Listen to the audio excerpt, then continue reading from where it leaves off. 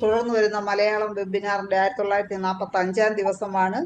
ഇന്നത്തെ മലയാളം സെഷനിൽ പങ്കെടുക്കുവാനായി സൂം പ്ലാറ്റ്ഫോമിലെത്തിയിട്ടുള്ള എല്ലാ ബഹുമാന്യരായ ഡോക്ടേഴ്സിനെയും ഹോമിയോപ്പതി സ്നേഹികളെയും സ്റ്റുഡൻസിനെയും വളരെ സ്നേഹപൂർവ്വം ഇന്നത്തെ സെഷനിലേക്ക് സ്വാഗതം ചെയ്യുന്നു. ഇന്നത്തെ മലയാളം സെഷനിൽ നമുക്ക് ഒരു ക്ലാസ് ആണ്. നമുക്ക് നമ്മോടൊപ്പം അതിഥിയായി എത്തുന്നത് ഡോക്ടർ ജി ഹരികുമാർ സാറാണ്. സാറ് മയാസത്തിനെ കുറിച്ച് കഴിഞ്ഞ ഒരു ക്ലാസ് എടുത്തിരുന്നു. അന്ന് നമുക്ക് സമയം തികയാത്ത അവസ്ഥയിലായിരുന്നു. ധാരാളം സംശയങ്ങളും അഭിപ്രായങ്ങളും ഒക്കെ ആയിട്ട് ഒത്തിരി ഡോക്ടേഴ്സ് വന്നു. ഇന്ന് നമുക്ക് അതിനെല്ലാം ഇന്ന് അഭിപ്രായങ്ങൾ പറയാൻ ഉള്ളവർക്കെല്ലാം പറയാം. പിന്നെ സാറിന്റെ ക്ലാസ് കഴിഞ്ഞ് നമുക്കൊരു 15 മിനിറ്റ് മുമ്പ് നിർത്താം. ഇന്നത്തെ ക്ലാസ് എടുക്കുന്നത് ഡോക്ടർ ജി ഹരികുമാർ സാറാണ്. അദ്ദേഹം allopathy M D, homeopathy M D ഒക്കെ ഉള്ള, അതുപോലെ എം ബി എയും പാസ്സായിട്ടുള്ള വ്യക്തിത്വമാണ്. ഹോമിയോപ്പതിയെ അങ്ങേയറ്റം സ്നേഹിച്ച് ഇപ്പോഴും ഹോമിയോപ്പതി ട്രീറ്റ്മെന്റ് നിലനിർത്തി പോരുന്നു. ഹോമിയോപ്പതിയാണ് കൂടുതലും ചികിത്സിക്കുന്നത്. സാറ് അലോപ്പതി ഇപ്പൊ ചികിത്സിക്കുന്നുണ്ടോ എന്നുള്ളത് എനിക്ക് സംശയമുണ്ട്. സാറൊന്ന് പറയണേ, കൂടുതൽ കേസുകളും ഹോമിയോപ്പതിയാണോ അതേ കംപ്ലീറ്റ് ഹോമിയോപ്പതിയാണോ സാർ ഇപ്പൊ ചെയ്യുന്നത് എന്നറിയാൻ താല്പര്യമുണ്ട്. എന്തായാലും സാറിനെ വളരെ ആദരപൂർവ്വം ഇന്നത്തെ സെഷനിലേക്ക് സ്വാഗതം ചെയ്യുന്നു. ഒരു നിമിഷം ഈശ്വര പ്രാർത്ഥനയോടുകൂടി നമുക്ക് ഇന്നത്തെ ക്ലാസ്. നന്ദി. ക്ലാസ് തുടങ്ങാം സാറേ.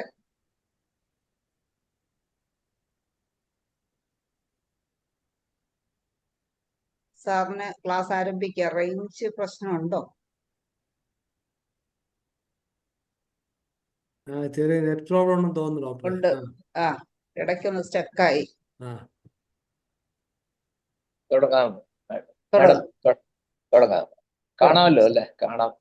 ഒരു കുറച്ചുകൂടെ ഒന്ന് സെന്ററിലോട്ട്. ഇപ്പൊ സാറിന്റെ ഫേസ് ഒരു അറ്റത്തിരിക്കുന്ന പോലെ തോന്നുന്നു. കുറച്ചുകൂടെയാണെങ്കിലും അല്ല, ഇതായാലും കുഴപ്പമില്ല. ഇപ്പൊ കാണാം. ഇപ്പൊ കാണാം, ഫേസ് കാണാം. കഷ്ടപ്പെട്ട് നോക്കുമ്പോഴുണ്ട് സാർ, അതൊന്ന് അല്പം കൂടെ നീങ്ങിയാൽ മതി. കുറച്ചും കൂടി സെന്ററിലോട്ട് മാറി. അതെ, കുറച്ചുകൂടെ ഇനിയും പോണം. ഒരല്പോ ഈ ലീവോ റൊട്ടേറ്ററി ആണെന്ന് തോന്നുന്നു. ഇപ്പൊ ഡെക്സ്റ്റോ റൊട്ടേറ്ററി ഇരിക്കുകയാണ്. കഴിഞ്ഞ ദിവസം സാറിന് ഇതാണ് ഒരു കംഫർട്ടബിൾ എന്ന് തോന്നുന്നു. കഴിഞ്ഞ ദിവസം ഇങ്ങനെ തന്നെയായിരുന്നു ഇരുന്നത്. അപ്പൊ ഇപ്പൊ കുഴപ്പമില്ല. ഇത് കഴുത്തിന് സ്ട്രെയിൻ ഉണ്ടാക്കും, അതുകൊണ്ട് കുറച്ച് നമ്മളൊക്കെ ഇരിക്കുന്നുണ്ടല്ലോ ഡോക്ടറെ. നമുക്ക് തുടങ്ങാം, സമയം കളയണ്ട. കേൾക്കാമല്ലോ? കേൾക്കാം, കാണാം. ഹലോ മാഡത്തിന്റെ എനിക്കൊന്നും കേൾക്കാൻ പാടില്ല. അത് എന്തോ സാറിന് എന്തോ റേഞ്ച് പ്രശ്നമുണ്ട്. ഇപ്പൊ സാറ് തന്നെ നമുക്ക് നന്നായി കാണാം, കേൾക്കാം. ശരി. IFPHന്റെ എല്ലാ അംഗങ്ങൾക്കും എനിക്കിങ്ങനെ ഒരു അവസരം തന്ന IFPHനും പ്രത്യേകം നന്ദി രേഖപ്പെടുത്തിക്കൊണ്ട് തുടങ്ങും. ഇതൊരു കണ്ടിന്യൂവേഷൻ ക്ലാസ് ആണ്. കഴിഞ്ഞ ക്ലാസ്സിൽ ഞാൻ മയാസത്തിനെ കുറിച്ചാണ്. അത് ഞാൻ ആദ്യം തന്നെ ഒരു സ്റ്റേറ്റ്മെന്റ് പറഞ്ഞു. ഇറ്റ് ഈസ് ഡിബേറ്റബിൾ ആണ്. എൻ്റെ ചില ഒബ്സർവേഷൻസ് ഞാൻ അവതരിപ്പിക്കുന്നെന്നുള്ളതേ ഉള്ളൂ. അത് നിങ്ങൾ സ്വീകരിക്കണം എന്നില്ല, അല്ലെങ്കിൽ അത് പിന്നെ പരിശോധിക്കാം. അങ്ങനെ ചെയ്യാൻ സാധിക്കും. ഞാൻ പറഞ്ഞ കാര്യങ്ങൾ ഒരു 5 മിനിറ്റ് കൊണ്ടൊന്ന് റീവൈൻഡ് ചെയ്തിട്ട് പറയാം. ഞാൻ പറഞ്ഞു മയാസംസ് എന്ന് പറഞ്ഞു കഴിഞ്ഞാൽ എൻ്റെ ഒരു കൺസെപ്റ്റില് ഞാൻ പറഞ്ഞത് ഇതിന് combination of signs and symptoms associated with a morbid state. അതായത് ഒരു ക്രോണിക് സിൻഡ്രോം പോലെയാണ്. നമ്മളിപ്പം ജോണ്ടിസ് എന്ന് പറയുന്ന പോലെ, യുറീമിയ എന്ന് പറയുന്ന പോലെ ഒരു ഗ്രൂപ്പ് ഓഫ് സിംറ്റംസ് ആണ്. അങ്ങനെ നമ്മൾ അതിനെ കാറ്റഗറൈസ് ചെയ്തിരിക്കുന്നത് മയാസം എന്ന് പറയുന്ന ഫീൽഡിലും. അത് തന്നെ നമുക്ക് 3 ആയിട്ടുണ്ട്. ആദ്യമായിട്ട് first one is psora, second one is sycotic and third one is syphilitic. മറ്റു ടൈപ്പിലുണ്ടോ എന്ന് പറഞ്ഞാൽ അത് ഒരു ഇൻഫെക്റ്റീവ് ഫോക്കസിലാണ് നമ്മൾ ട്യൂബർകുലിനം അങ്ങനെയൊക്കെ പോകുന്നത്. അങ്ങനെ ഞാൻ വിചാരിക്കുന്നില്ല. എൻ്റെ കൺസെപ്റ്റ് അതാണ്. ഈ 3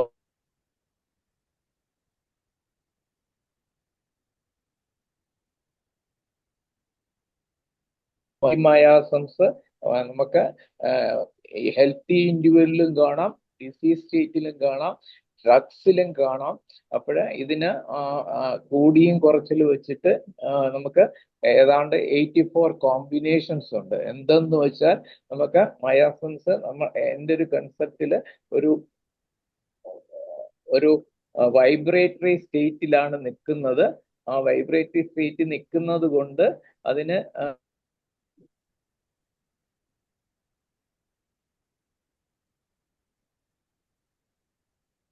ആപ്പിറ്റൈറ്റ് ഇൻക്രീസ്ഡ് ആപ്പിറ്റൈറ്റ് ഉണ്ട്, അത് ഡിസീസാണ്. ഡിക്രീസ്ഡ് ആപ്പിറ്റൈറ്റും ഉണ്ട്. അതേസമയം ഒരു വൈബ്രേറ്ററി ആയിട്ട് ഒരു നോർമൽ റേഞ്ചും ഉണ്ട്. അത് സിമ്പിൾ എക്സാമ്പിൾ. അപ്പൊ അങ്ങനെ ഓരോന്നും എടുക്കുമ്പോൾ നമുക്ക് ഇതുപോലെ 84 കോമ്പിനേഷൻസ് കിട്ടാൻ സാധിക്കുന്നുണ്ട്. അത് ഹെൽത്തി സ്റ്റേറ്റില്. അതേപോലെ തന്നെ ഡിസീസ് സ്റ്റേറ്റിലും അതുണ്ട്. ഫോർ എക്സാമ്പിൾ ബി പി നമ്മൾ എടുക്കുവാണെങ്കിൽ ഒരു നോർമൽ റേഞ്ച് നമുക്കുണ്ട്. ആ നോർമൽ റേഞ്ച് വളരെ കുറയുമ്പോഴത്തേക്ക് ഹൈപ്പോ ടെൻഷൻ എന്ന് പറയും, വളരെ കൂടുമ്പോൾ അതിനെ ഹൈപ്പർ ടെൻഷൻ എന്ന് പറയും. അപ്പോൾ അങ്ങനെ ഓരോന്നിലും ഈ മയാസംസ് തന്നെ നമ്മൾ പറയുന്നത് മയാസംസ് 3 തരത്തിലുണ്ടെന്ന് ഞാൻ പറഞ്ഞു കഴിഞ്ഞു. അതിന് തന്നെ ഓരോ മയാസത്തിന് അതിന്റെ ഫങ്ഷൻ നോക്കുമ്പോഴത്തേക്ക് നമുക്ക് ഒരു ഫങ്ഷണൽ ലെവലിൽ ഒരു പ്രസന്റേഷൻ ഉണ്ട്, സെല്ലുലാർ ലെവലിൽ ഒരു പ്രസന്റേഷൻ ഉണ്ട്. ഇപ്പൊ എക്സാമ്പിൾ ആയിട്ട് നമ്മൾ സൂറിന് എടുക്കുവാണെങ്കിൽ ഫങ്ഷണൽ ലെവലില് ആപ്പിറ്റൈറ്റ്, സ്ലീപ്പ്, അതുപോലെ തന്നെ ആങ്സൈറ്റി, അങ്ങനെയൊക്കെ പറയുന്നത് ഇൻക്രീസ്ഡും ഡിക്രീസ്ഡും ഉണ്ട്. അതുപോലെ തന്നെ സെല്ലുലാർ ലെവലിൽ ഞാൻ നേരത്തെ പറഞ്ഞ BP, അതുമല്ല ബോഡി ഫ്ലൂയിഡ്സ്, ഫോർ എക്സാമ്പിൾ ണ്ട്, അത് കുറഞ്ഞു പോയാലും അസുഖമാണ്, കൂടിയാലും അസുഖമാണ്. അപ്പോൾ അത് സെല്ലുലാർ ലെവലിലുള്ള ഇതിന്റെ മാനിഫെസ്റ്റേഷൻ ആണ്. അപ്പോൾ അങ്ങനെ ഓരോ മയാസത്തിനുണ്ട്. ഞാൻ അതിന്റെ ഡീറ്റെയിലേക്ക് പോകുന്നില്ല. അപ്പോൾ അത് നമ്മൾ മനസ്സിലാക്കിക്കൊണ്ട്, പിന്നെ ഞാൻ പറഞ്ഞു ഒരു ട്രയോ സിസ്റ്റം ഉണ്ട് നമ്മൾ ഇതിൽ, അല്ലെങ്കിൽ ഒരു ഫിനോമിന ഉണ്ട്. ആ ട്രയോ ഫിനോമിന എന്ന് പറയുന്നത് നമ്മളെ നേരത്തെ ഞാൻ പറഞ്ഞതാണ്. അതായത് എൻവയൺമെന്റ് എന്ന് പറയുന്നത് വളരെ ഇമ്പോർട്ടൻ്റ് ആണ്. എൻവയൺമെന്റ് ആണ് നമ്മളെ ഹെൽത്തിലും അതുപോലെ തന്നെ ഡിസീസ് സ്റ്റേറ്റിലും അതുപോലെ തന്നെ ക്യൂറിങ് സ്റ്റേറ്റിലും ഡിസൈഡ് ചെയ്യുന്നത് എൻവയൺമെന്റ് ആണ്. അതിനൊരു ടൈം മൊഡാലിറ്റി ഉണ്ട്. ആ ടൈം മൊഡാലിറ്റി എന്ന് പറയുന്നത് നമ്മൾ പറയുന്ന അഗ്രവേഷൻ അമിലറേഷൻ അല്ല.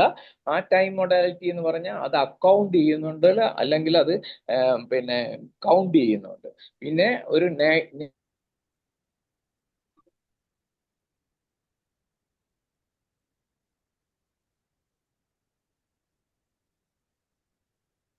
ഒരു ആപ്ലിക്കേഷൻ ആയിട്ട് പറഞ്ഞത് ലൈഫിസം. മൂന്ന് സ്റ്റേറ്റിൽ നമുക്ക് നമ്മളുടെ യൂണിവേഴ്സിലുള്ള കാര്യങ്ങൾ ഡിവൈഡ് ചെയ്യാം. അതെന്ന് പറയുന്നത് 1 മെറ്റീരിയലിസം, 2 പറയുന്നത് ഡൈനാമിസം, 3 പറയുന്നത് ലൈഫിസം.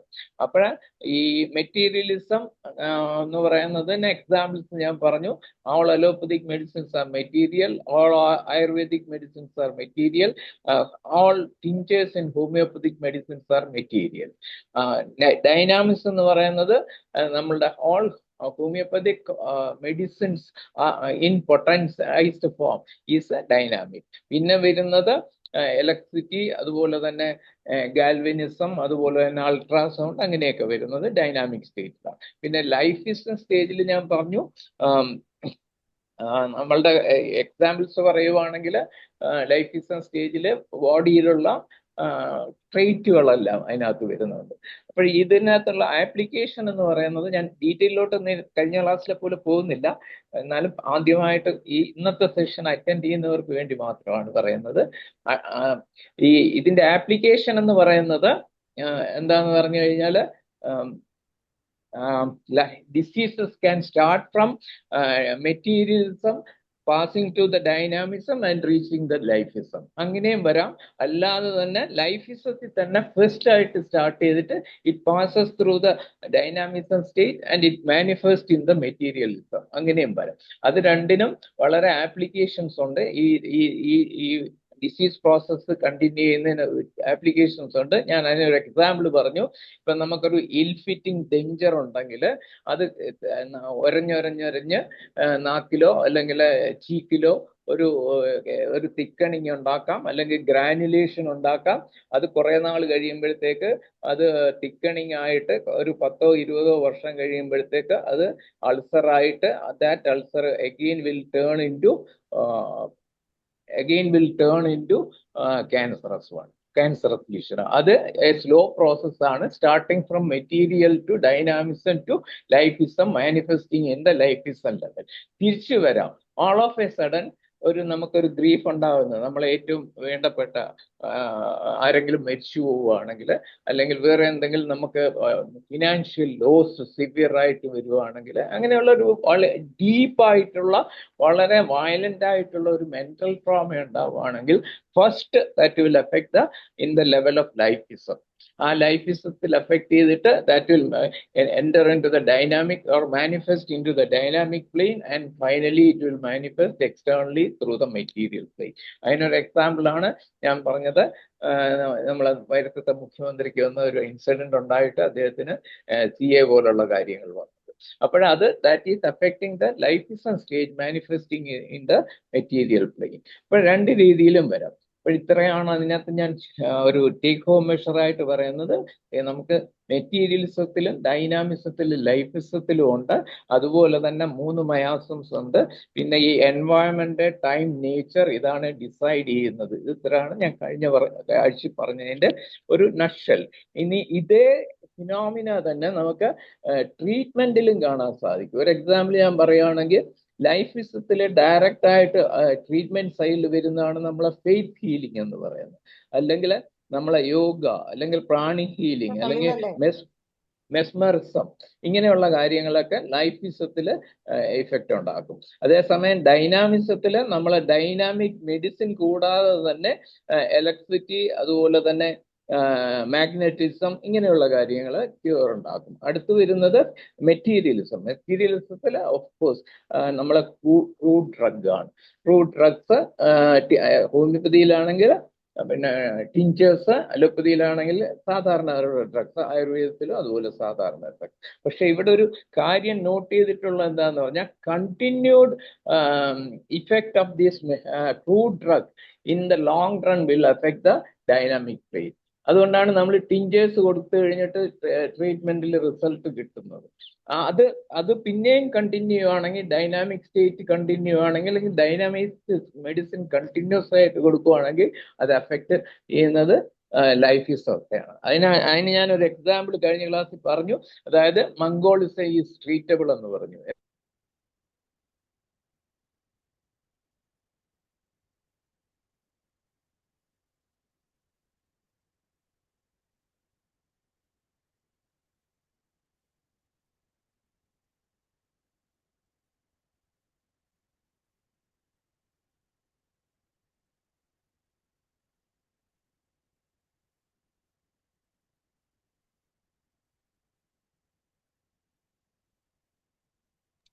സാറ് മ്യൂട്ടായിപ്പോയേ, ഒന്ന് അൺമ്യൂട്ട് ചെയ്യണേ.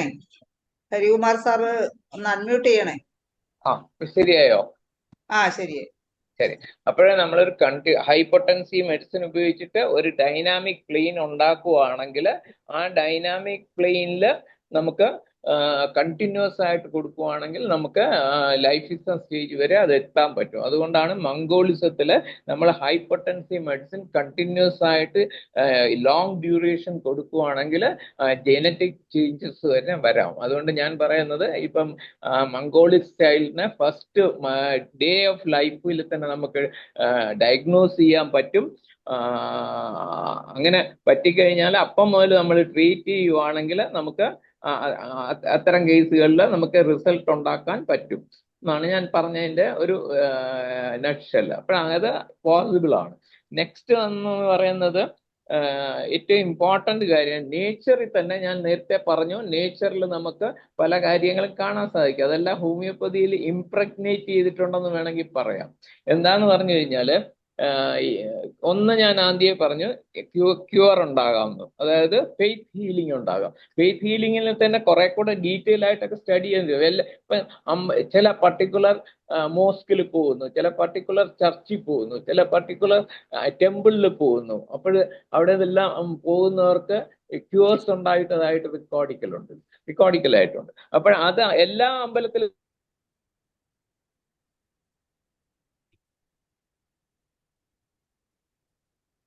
ഒരു ഫിനോമിന ഉണ്ടെന്നുള്ളത് തീർച്ചയാണ്.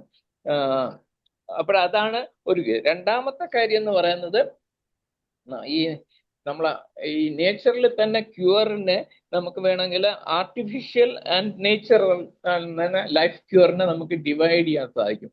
ഒരു എക്സാമ്പിൾ ഞാൻ പറയുവാണെങ്കിൽ, ഇപ്പൊ നമ്മൾ നേച്ചറിൽ എല്ലാത്തിനും ഒരു കൺട്രോൾ ഉണ്ട്, ക്യൂർ ഉണ്ട്. ഇപ്പം ഒരു കുട്ടി ജനിക്കുന്നു, അതിന്റെ ടെസ്റ്റിസ് എല്ലാ ആബ്സെൻസ് ആണ്. പിന്നെ സ്കോട്ടത്തില് വിത്തിൻ 1 year ആ ടെസ്റ്റിസ് ഡിസെൻഡ് ചെയ്തിട്ട് വരാനുള്ള സാധ്യതയുണ്ട്. ഇപ്പൊ നമ്മൾ ഡോക്ടേഴ്സിനെ കാണുമ്പോൾ ഡോക്ടേഴ്സ് പറയും 1 വർഷം വെയിറ്റ് ചെയ്ത് നോക്കൂ. അപ്പോൾ there is A force of healing ഉണ്ട്. അതുപോലെ തന്നെ ആന്റീരിയർ ഫ്രോണ്ടനൽസ് 1 വർഷത്തിനകം ക്ലോസ് ചെയ്യും. ഫൊറാമിൻ ഓവയിൽ ഒരു വർഷത്തിനകം ക്ലോസ് ചെയ്യും. അപ്പോൾ ഇത് ഒരു ഡ്രൈവിംഗ് ക്യൂറിങ് ഫോഴ്സ് ബോഡിയിൽ തന്നെയുണ്ട്. അപ്പോൾ ആ സ്റ്റേജിലൊക്കെ നമ്മളുടെ മെഡിസിൻ കൊടുത്തു കഴിഞ്ഞാൽ ഇതിനെ ഒന്ന് സ്റ്റിമുലേറ്റ് ചെയ്യാൻ സാധിക്കും. അതുകൊണ്ടാണ് ഹോമിയോപ്പതിയിൽ ക്യൂർ കിട്ടുന്നതെന്ന് എനിക്ക് തോന്നുന്നു. അപ്പോൾ അത് ഒരെണ്ണം. രണ്ടാമത്തെ, നേച്ചറിൽ തന്നെ ഒരു പ്രൊട്ടക്ഷൻ ഉണ്ട് ഇതിനൊക്കെ. ഇപ്പൊ ഞാൻ നേരത്തെ പറഞ്ഞ പോലെ ഡിസെൻഡ് ചെയ്യുന്നത് പറഞ്ഞ പോലെ ഒരു എക്സാമ്പിൾ പറയുകയാണെങ്കിൽ, ഇപ്പൊ എന്തുകൊണ്ടാണ് പിന്നെ എന്താണ് കൺജനിറ്റൽ ഡിസോർഡേഴ്സ് അല്ലെങ്കിൽ നമ്മൾ പറയുന്ന എന്താണ് മെന്റലി റിട്ടാർഡഡ് ചിൽഡ്രൻസ് ഒക്കെ കൂടാൻ കാര്യം എന്താണ്? അത് നമ്മൾ അനാവശ്യമായിട്ട് ഇന്റർഫിയർ ചെയ്യുന്നതുകൊണ്ട് തന്നെയാണ്. ഒരു ഡിഫറെന്റ് ലെവൽ, ഏതാണ്ട് 5 ലെവലിൽ ഇത്തരം അനോമലീസ് ഉണ്ടാകാതിരിക്കാൻ പ്രകൃതി തന്നെ കൺട്രോൾ ഉണ്ട്. നിങ്ങൾ ആരെങ്കിലും ആലോചിച്ചിട്ടുണ്ടോ?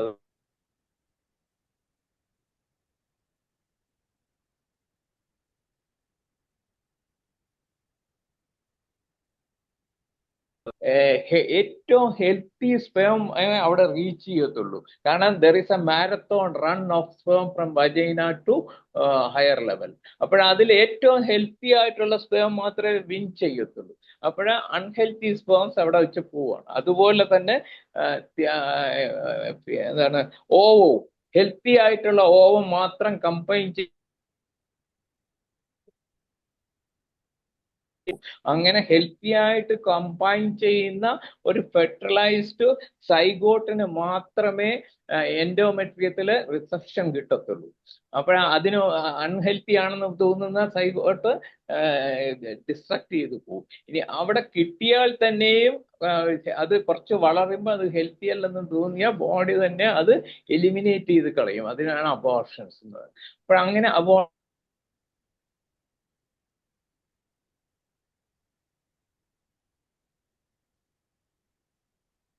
ഓവർകം ചെയ്യാൻ വേണ്ടി നമ്മൾ പല മെത്തേഡുകളും ശ്രമിക്കുന്നു. മരുന്ന് കൊടുക്കുന്നു, ഒരു വാർഡ് അത് റീറ്റെയിൻ ചെയ്യാൻ വേണ്ടിയിട്ട് പെസറികൾ അപ്ലൈ ചെയ്യുന്നു. അങ്ങനെയൊക്കെ വരുമ്പോഴത്തേക്ക് ഈ അൺഹെൽത്തി സൈഗോട്ട് ഡെവലപ്പ് ചെയ്ത് വരുന്നത് കൊണ്ടാണ് ഇന്ന് കൺജനിറ്റൽ അനോമലീസ് ഉള്ള കുട്ടികൾ ജനിക്കാൻ കാരണമെന്നാണ് ഞാൻ പറയുന്നത്. ഓട്ടോമാറ്റിക് ആയിട്ടുള്ള ബോഡിയുടെ കൺട്രോൾ പോകുന്നത് കൊണ്ടാണ്. അല്ലെങ്കിൽ ആ കൺട്രോൾ ഇനി വേറൊരു ലെവലിലും കൺട്രോൾ ചെയ്യുന്നുണ്ട്. ഇപ്പം എന്താണ് പിന്നെ ജീൻസ് ഉണ്ടല്ലോ, ജനറ്റിക്കലായിട്ട് ജനറ്റിക്കലായിട്ട് നോക്കുമ്പോൾ ഒരു ഹാഫായിട്ട് 2 ക്രോമസോംസ് ഉണ്ട്, XY ക്രോമസോംസ്. ഈ XY ക്രോമസോംസ് എന്തിനാ ഡിവൈഡ് ചെയ്യുന്നത്? ഒരു നേച്ചർ തന്നെ ഉണ്ടാക്കിയേക്കുന്ന ഒരു കൺട്രോൾ ആണത്. അതായത് XY ഉള്ളതിൽ ഹെൽത്തി ആയിട്ടുള്ള ക്രോമസോം മാത്രമേ കമ്പൈൻ ചെയ്യാൻ പറ്റുള്ളൂ. അങ്ങനെ കമ്പൈൻ ചെയ്താൽ തന്നെയും അതിൽ ഏതെങ്കിലും ഒരെണ്ണം അൺഹെൽത്തി ആണെങ്കിൽ അത് ഏതെങ്കിലും ഒരു ക്രോമസോം അൺഹെൽത്തി ആണെങ്കിൽ അത് റിസസീവായി പോവുകയും മറ്റത് ഡോമിനന്റ് ആയിട്ട് നിൽക്കുകയും ചെയ്യും. അപ്പോൾ ആ ഡോമിനന്റിന്റെ ക്യാരക്ടേഴ്സേ വരത്തുള്ളൂ. അവിടെയും ഒരു ചെക്ക് ഉണ്ട്. അപ്പോൾ എത്ര ലെവലിലാണ് പ്രകൃതി തന്നെ ഇത്തരം അനോമലീസ് ഉണ്ടാകാതിരിക്കാൻ ക്യൂർ അല്ലെങ്കിൽ പിന്നെ ലിമിറ്റേഷൻസ് ഉണ്ടാക്കിയിട്ടുള്ളതെന്ന് നിങ്ങൾ ആലോചിക്കുക. അപ്പോഴ ആ ലെവലിലുണ്ട്. ഇനി ജനിച്ചാൽ തന്നെയും ഉണ്ട്, വേറെ കൺട്രോൾസ് ഉണ്ട്.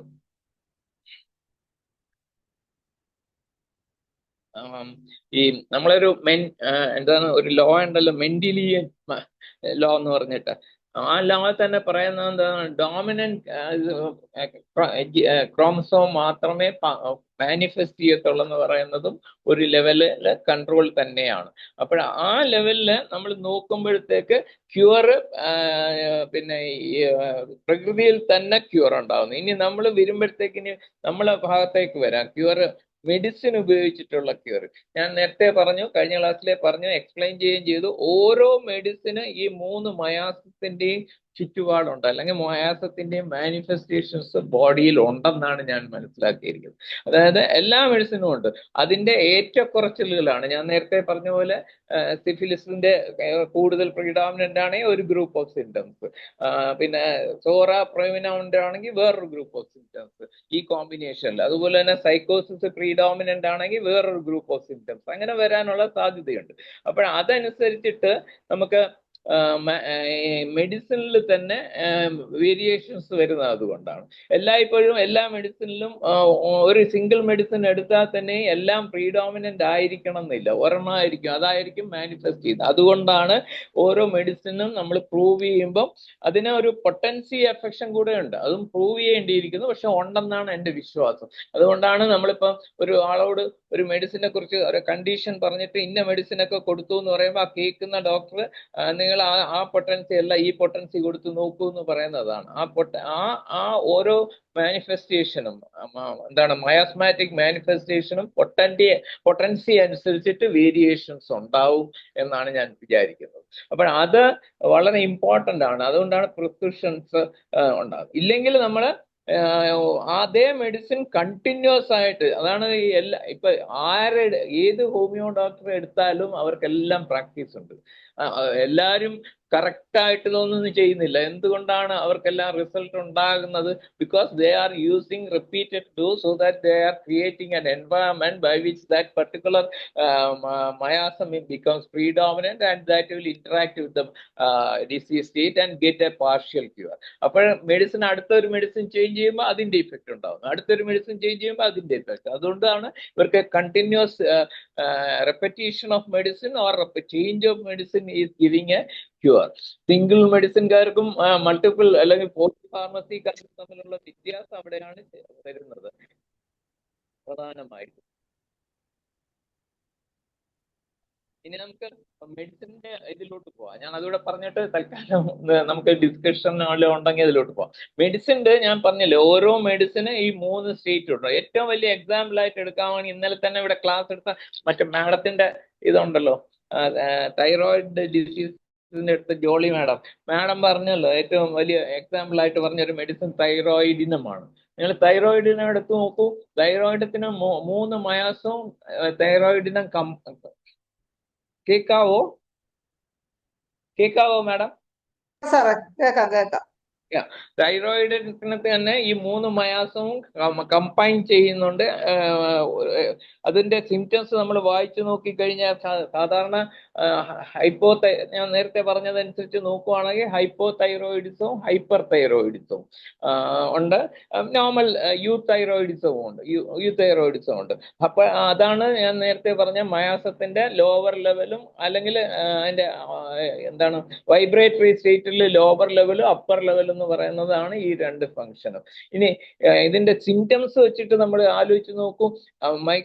പണ്ടത്തെ കാലത്തൊക്കെ ഹൈപ്പർ തൈറോയിഡിസം പേഷ്യന്റിന് ഈ തൈറോയിഡ് ഹോർമോണിന്റെ ഹൈപ്പർ ഫംഗ്ഷൻ കൊണ്ടാണ് ഈ അസുഖം അല്ലെങ്കിൽ ഗ്രേസ് ഡിസീസ് വരുന്നതെന്ന് മനസ്സിലാക്കുന്നതിന് മുമ്പ് ഇത്തരം പേഷ്യൻസ് എവിടെയാണ് പൊയ്ക്കൊണ്ടിരുന്നത്?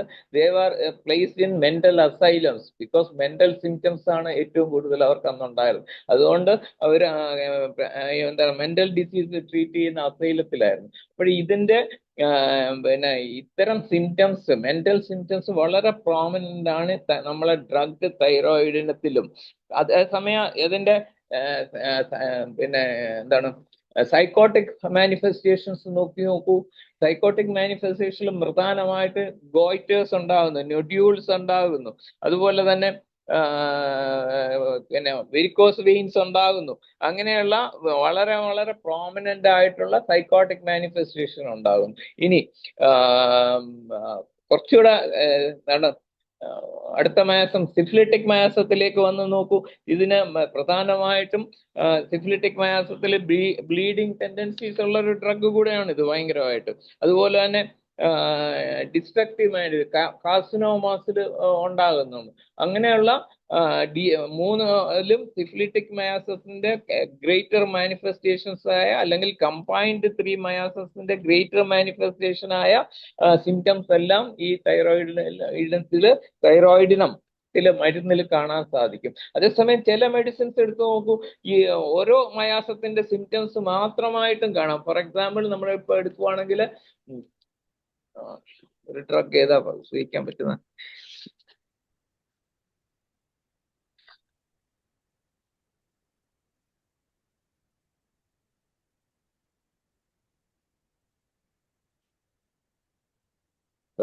സോറി ഒരു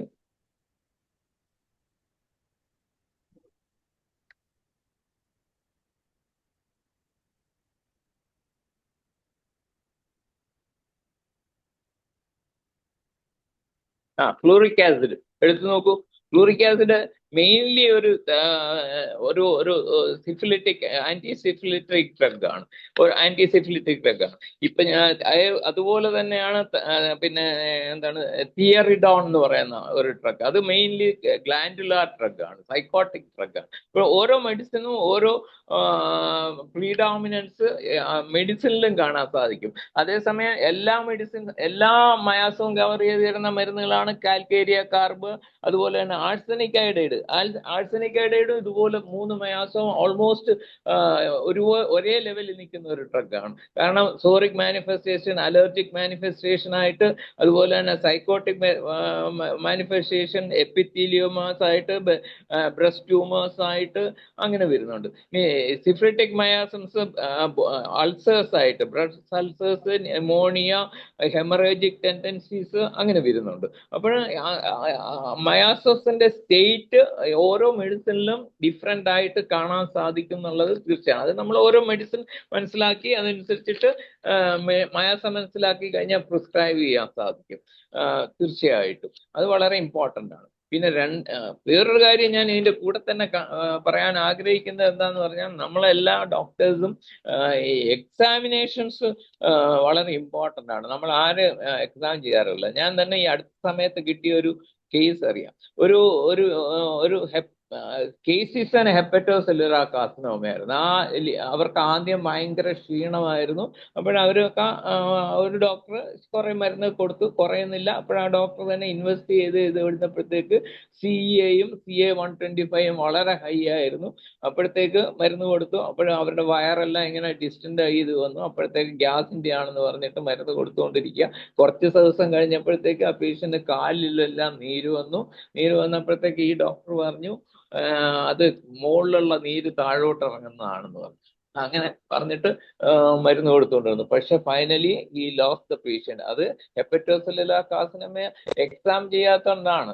എക്സാം ചെയ്ത് കഴിഞ്ഞാൽ ഇമ്മീഡിയറ്റ്ലി തന്നെ ഒരു വലിയ ലിവർ നമുക്ക് പാൽപേറ്റ് ചെയ്യാൻ സാധിക്കും. ഇറഗുലർ ഷേപ്ഡ് പിന്നെ എന്താണ് ലിവർ പാൽപേറ്റ് ചെയ്യാൻ സാധിക്കും. ഈ പേഷ്യന്റ് എൻ്റെ അടുത്ത് വന്നപ്പം തന്നെ ഏതാണ്ട് ഒരു 4 to 6 സെന്റിമീറ്റേഴ്സ് എൻലാർജ്ഡ് ആയിരുന്നു ലോവർ റിബിന്റെ താഴെ തന്നെ. Surface is highly irregular, lot of ascites fluid, 6 liters tap ചെയ്തു patient. Because of this construction of എന്താണ് venous system inside inferior vena cava inside the liver, venous return ഇല്ലാത്തതുകൊണ്ടാണ് പേഷ്യന്റിന് പിന്നെ കാലിൽ നീര് വന്നത്. അപ്പോൾ നമ്മളെ സംബന്ധിച്ചിടത്തോളം റിസർച്ചസ് വളരെ എക്സാമിനേഷൻ ഓഫ് ദ പേഷ്യന്റ് വളരെ ഇമ്പോർട്ടൻ്റ് ആണ്. നമ്മൾ ആദ്യം തന്നെ ഓർക്കേണ്ട ക്യാൻസറിന്റെ സയൻസ് ആണ്. അനീമിയ, അസ്തീനിയ ആൻഡ് അനറക്സിയ, 3 A's അല്ലെ ട്രയാഡ്സ് ഇമ്പോർട്ടൻ്റ് ആണ്. അപ്പോൾ അത്തരം കാര്യങ്ങൾ നമ്മൾ മയാസമൊക്കെ പറയുന്നുണ്ടെങ്കിൽ അത് ഇമ്പോർട്ടൻ്റ് ആണെന്ന് പറയാൻ വേണ്ടിയിട്ടാണ് ഞാൻ ഇതിനെ ഇടയിൽ കയറി പറഞ്ഞത്. ഇനിയും ഒരു കാര്യം കൂടെ ഞാൻ ഇതിന്റെ കൂടെ സൂചിപ്പിക്കാൻ സാധിക്കുന്നു, വേറൊരു അവസരം. അതായത് ഈ റിസർച്ച് എന്ന് പറയുന്ന ഹോമിയോപ്പതിയിൽ ഇന്നത്തെ റിസർച്ച് മെത്തഡോളജീസ് ഒന്നും അപ്ലൈ ചെയ്യാൻ പറ്റത്തില്ല. ഹോമിയോപ്പതിയുടേതായിട്ടുള്ള അതിന്റെ സ്റ്റാർവാർഡ്സ് ആയിരിക്കുന്ന ആൾക്കാർ ഒരു റിസർച്ച് മെത്തഡോളജി ഹോമിയോപ്പതിക്ക് വേണ്ടി മാത്രം ഡെവലപ്പ് ചെയ്യണം. എക്സാമ്പിൾ ഞാൻ ഒരെണ്ണം പറയാം. കഴിഞ്ഞ ക്ലാസ്സിൽ ഞാൻ ആദ്യത്തെ ക്ലാസ്സിൽ എന്തോ സൂചിപ്പിച്ചിരുന്നു. നമ്മളെ എന്താണ് വാഴപ്പിണ്ടി നീര് സ്റ്റോൺസിന് നല്ല മെഡിസിൻ ആണെന്ന് പറയുന്നുണ്ടെങ്കിലും മെഡിക്കൽ കോളേജ് ഓറിയന്റഡ് ആയിട്ട് റിസർച്ച് നടത്തി ഒരു ഡോക്ടർ PhD വാങ്ങിച്ചിട്ടുണ്ട്. അദ്ദേഹം പറയുന്നത് വാഴപ്പിണ്ടി നീര് കഴിച്ചു കഴിഞ്ഞാൽ സ്റ്റോൺസ് ഉണ്ടാകുന്നതാണ്. കാരണം എന്താണെന്ന് നമ്മൾ ആലോചിച്ച് നോക്കണം. അപ്പോൾ അതുകൊണ്ട് റിസർച്ച് എന്ന് പറയുന്നത് ഹോമിയോപ്പതിയിലൊരു ഡിഫറെന്റ്. നിങ്ങൾ കേട്ടിട്ടുണ്ടാവും ഒരു മരുന്ന് കൊണ്ട് നമ്മൾ ഹോമിയോപ്പതിയിലും ഉണ്ട്, ഡെഫോഡിൽ എന്ന് പറയുന്ന ഒരു മരുന്ന് ഹോമിയോപ്പതിയിൽ ഉപയോഗിക്കുന്ന ഒരു മരുന്നാണ്. ആ മരുന്നിന് ഒരു പ്രത്യേകതയുണ്ട്. എന്താന്ന് പറഞ്ഞു കഴിഞ്ഞാൽ അതിന്റെ ഫ്ലവറിങ് മുമ്പ് അതിന്റെ ഇലയും ഒക്കെ എടുത്തിട്ട് പിന്നെ മരുന്നുണ്ടാക്കുവാണെങ്കിൽ ആ മരുന്നിന് പ്രൂവ് ചെയ്തിരിക്കുന്നത് എന്താണ്? ഡ്രൈനെസ് ഓഫ് മൗത്ത് ഉണ്ടാവും, ഡയലിറ്റേഷൻ ഓഫ് പീപ്പിൾ ഉണ്ടാവും എന്നാണ്. അതേസമയം അതേ മരുന്ന് തന്നെ ആഫ്റ്റർ ഫ്ലവറിങ് ആ ചെടിയുടെ ഇല എടുത്തിട്ട് ചെയ്യുവാണെങ്കിൽ കോപ്പിയസ് സലൈവേഷൻ ആണ്. മറ്റേത് ഡ്രൈനെസ് ഓഫ് മൗത്ത് ആണ്. ഇത് ഇഷ്ടംപോലെ തുപ്പൽ വരും. മറ്റേതിലാണെങ്കിൽ ഡയലിറ്റേഷൻ ഓഫ് പീപ്പിൾ ആണ്. ആഫ്റ്റർ ഫ്ലവറിങ് ആണെങ്കിൽ കോൺട്രാക്ഷൻ ഓഫ് പീപ്പിൾ ആണ്. അതുപോലെ തന്നെ നമ്മളൊരു മരുന്നുണ്ട് ഡാമിയാനയ്ക്ക് ഓപ്പോസിറ്റ് ആക്ഷൻ ഉണ്ട്. അത് ആഫ്രിക്കയിലൊക്കെ ഉള്ള കിഴങ്ങാന്നാണ് ഞാൻ മനസ്സിലാക്കിയിരിക്കുന്നത്. ആ കിഴങ്ങിന് അവരുപയോഗിക്കുന്നത് എന്തിനാന്ന് പറഞ്ഞാൽ ബിഫോർ ഡെലിവറി ഈ താഴോട്ട് പോകുന്ന കിഴങ്ങിന്റെ അതിൽ നിന്നുണ്ടാക്കുന്ന മെഡിസിൻ വെച്ച് കഴിഞ്ഞാൽ it will cause dilatation of vagina and it will enhance delivery. അതേസമയം അപ്വേർഡ് ഡയറക്ഷനിൽ പോകുന്ന കിഴങ്ങുണ്ട്, അതെടുത്തിട്ട് മെഡിസിൻ പ്രിപ്പയർ ചെയ്തിട്ട് അവർ ഉപയോഗിക്കുന്നത് after delivery for the contraction of the uterus. അപ്പോഴത് ഈ നമ്മളെ ഇവിടെ ചെയ്യുന്നത് എന്താണ്? ഈ ചെടിയുടെ മൊത്തം കിഴങ്ങെടുത്തിട്ട് വന്നിട്ട് പിന്നെ എന്താണ് മെഡിസിൻ അല്ലെങ്കിൽ ടിഞ്ചർ ഉണ്ടാക്കിയിട്ട് ചെയ്യുമ്പോഴത്തേക്ക് ഇഫക്റ്റ് നള്ളായി പോകും. എന്നിട്ട് പറയും ഇതിന് പ്രയോജനം. അതുപോലെയാണ് ഈ വാഴപ്പിണ്ടി നീരിൽ സംഭവിച്ചിരിക്കുന്നത് എന്നാണ് ഞാൻ മനസ്സിലാക്കുന്നത്. അപ്പോൾ അതിന് ഒരു മെത്തഡോളജി ഉണ്ടാക്കണം. പിന്നെ ഞാൻ കൺക്ലൂഡ് ചെയ്യാൻ പോവുകയാണ്. കാരണം നമുക്ക് ഞാൻ പറഞ്ഞതിൻ്റെ ഒരു ടേക്ക് ഹോം മെസ്സേജ് ഇത്രയാണ്. മയാസംസ് 3 ഉണ്ട്. അത് സം ടോട്ടൽ ഓഫ് ഒരു സിംപ്റ്റോംസിന്റെ ഇതൊന്നാണ്. അതിൽ മയാസംസിന് ഒരു വൈബ്രേറ്ററി സ്റ്റേറ്റിലാണ് നിൽക്കുന്നത്. ഡിസീസ് സ്റ്റേറ്റിലും ഹെൽത്തി സ്റ്റേറ്റിലും ഡ്രഗിലും ഈ 3 മയാസംസ് ഉണ്ട്. അതിന്റെ പ്രിഡോമിനൻസ് അനുസരിച്ച് മാറും. പിന്നെ മെറ്റീരിയലിസം, പിന്നെ ഡൈനാമിസം, അത് പിന്നെ എന്താണ് ലാസ്റ്റ് വൺ ഇസ് ലൈഫിസം. ഇത് ഇന്റർ കൺവേർട്ടബിൾ ആണ്. പ്രകൃതിയിൽ തന്നെ ഇത് കൺട്രോൾ ചെയ്യുന്നതിനുള്ള ഡിവൈസ് ഉണ്ട്. മെഡിസിനിലും നമുക്കത് ഉപയോഗിച്ചിട്ട് കൺട്രോൾ ചെയ്യാൻ സാധിക്കും. പിന്നെ ഇതാണ്. പിന്നെ ലാസ്റ്റ് പറഞ്ഞത് റിസർച്ചിനെ കുറിച്ചാണ്. ഇത്രയാണ് എനിക്ക് പറയാനുള്ളത്. ബാക്കി നമുക്ക് ഡിസ്കസ് ചെയ്തിട്ട് കുറെ കൂടെ ഇലാബറേറ്റ് ചെയ്തായിട്ട് വേണമെങ്കിൽ പറയാം. ഇത് ഞാൻ എല്ലാവർക്കും മനസ്സിലാകുന്ന രീതിയിലാണ് പറഞ്ഞിരിക്കുന്നതെന്ന് എനിക്ക് തോന്നുന്നു. ഇനി എനിക്ക് തോന്നുന്നു എനിക്ക് 1-2 ക്ലാസ്സുകൾ ഞാൻ നമ്മളെ IFPH തന്നെ കേട്ടിട്ടുണ്ട്. എന്നാലും എൻ്റെ ഒരു അപ്രോച്ച് ഡിഫറെൻ്റ് ആണ്. ട്രീറ്റ്മെന്റ് ഓഫ് ക്യാൻസേഴ്സ്, ഓങ്കോളജി, അതുപോലെ തന്നെ bypass surgery by homeo medicines എന്ന് പറഞ്ഞിട്ട് ഞാനൊരു പ്രസന്റേഷൻ നടത്തിയിട്ടുണ്ട് ഇന്റർനാഷണൽ ഫോറത്തിൽ. Bypass surgery with homeo medicine 100% effective ആണ്. സർജറി വേണ്ട എന്നുള്ള അഭിപ്രായക്കാരനാണ് ഞാൻ. അതുപോലെ തന്നെ treat the diabetics not the diabetes എന്ന് പറഞ്ഞിട്ടൊരെണ്ണമുണ്ട്. അപ്പോൾ അത് ഞാൻ ഇനി അവസരം കിട്ടുവാണെങ്കിൽ അത് പ്രസന്റ് ചെയ്യാം. ഇത് ഒരു മോറലെസ് ഒരു തിയറി പോലെയായിരുന്നു. എന്നാലും എൻ്റെ ഒരു കാഴ്ചപ്പാട് എനിക്ക് അവതരിപ്പിക്കാൻ സാധിച്ചു എന്ന് തോന്നുന്നു. നിങ്ങളെല്ലാം ആലോചിക്കുക, ഇന്ററാക്ട് ചെയ്യുക. All thank you all. Conclude ചെയ്യാം. ഓക്കെ. അപ്പൊ സാറ് ഓർഗനോണിനെ അഭിപ്രായം പറയാൻ തീർച്ചയായിട്ടും പറയാ. അപ്പൊ കഴിഞ്ഞ ദിവസത്തെ ക്ലാസ്സിന്റെ ബാക്കി ഭാഗമാണ് ഇന്ന് പറഞ്ഞത്. കഴിഞ്ഞ ദിവസം ഇന്ററാക്ഷൻ സമയം ഒത്തിരി പേരുള്ളത് കൊണ്ട് എല്ലാവർക്കും കറക്റ്റായിട്ട് ചോദിക്കാനും ആശയവിനിമയം നടത്താനും സമയം കിട്ടിയില്ല. അതുകൊണ്ട് 2-3 ആയതേ 10-3 ആയതേ ഉള്ളൂ. ഇഷ്ടം പോലെ സമയമുണ്ട്. അപ്പൊ എല്ലാവർക്കും ഇന്ററാക്ഷനിൽ പങ്കെടുക്കാം. ഇന്ന് കഴിഞ്ഞ പ്രാവശ്യം പറയാത്ത കാര്യങ്ങൾ കുറച്ച് പറഞ്ഞു, കഴിഞ്ഞ പ്രാവശ്യത്തെ ബാക്കിയും പറഞ്ഞു. അപ്പോൾ മയാസത്തിനെ കുറിച്ചുള്ള അഭിപ്രായങ്ങൾ നിങ്ങൾക്ക് എല്ലാവർക്കും പങ്കുവയ്ക്കാം. Sreedharakurup sir unmute hand raise ചെയ്തിട്ടുണ്ട്. സാറിന് അൺമ്യൂട്ട് ചെയ്ത് സംസാരിക്കും. ശ്രീധരക്കുറുപ്പ് സാറെ അൺമ്യൂട്ട് ചെയ്യാൻ സാറേ പറ്റുന്നില്ലേ? കേൾക്കാമോ? ആ കേക്കാം. സാറേ, സാർ നമസ്കാരം. സാറിന് എന്നെ ഓർമ്മയുണ്ടോ എന്തോ? എന്നാ ചോദ്യമാ? നിങ്ങൾ ഓർക്കുന്നില്ലെങ്കിലേ ഉള്ളൂ, നമുക്ക് മറക്കാൻ പറ്റും. ശരി സാർ, താങ്ക് യു. എന്താണേലും ക്ലാസ് വളരെ ഗംഭീരമായിരുന്നു, ഐഡിയ ഒക്കെ വളരെ ഗംഭീരമായിരുന്നു. എക്സലന്റ് ക്ലാസ് എന്നേ പറയാനുള്ളൂ. പുതിയ ഐഡിയ. എനിക്കൊരു 1-2 ചോദ്യമുണ്ട്. പറഞ്ഞോളൂ സാറേ. അതായത് ഈ മിയാസത്തിനെ കുറിച്ച് പറഞ്ഞപ്പം അത് ഇപ്പൊ ചിലരൊക്കെ, അതായത് ഡോക്ടർ രാജൻ ശങ്കരൻ, അതുപോലെ വേറെ ചിലരൊക്കെ ടൈഫോയിഡ് മിയാസം, അതുപോലെ ഇപ്പൊ കൂടുതൽ കാണുന്ന മിക്സഡ് മിയാസമാണല്ലോ. അന്നേരം സാറിന്റെ അഭിപ്രായത്തിന് ഈ മിക്സഡ് മിയാസത്തിന് എങ്ങനെയാണ് അപ്രോച്ച് ചെയ്യേണ്ടത്? അതായത് എല്ലാം കൂടെ മിക്സഡ് ആണ്, സോറായും സിഫിലിസും സൈക്കോട്ടിക്കും ഒക്കെ കൂടെ മിക്സഡ് ആണ്. ഇപ്പം സിംഗിൾ കാണാൻ ബുദ്ധിമുട്ടാണ്, അപൂർവം ചിലത് കണ്ടെന്നിരിക്കാം. പക്ഷേ 75% കേസിൽ മോളിലും മിക്സഡ് മിയാസമാണ്.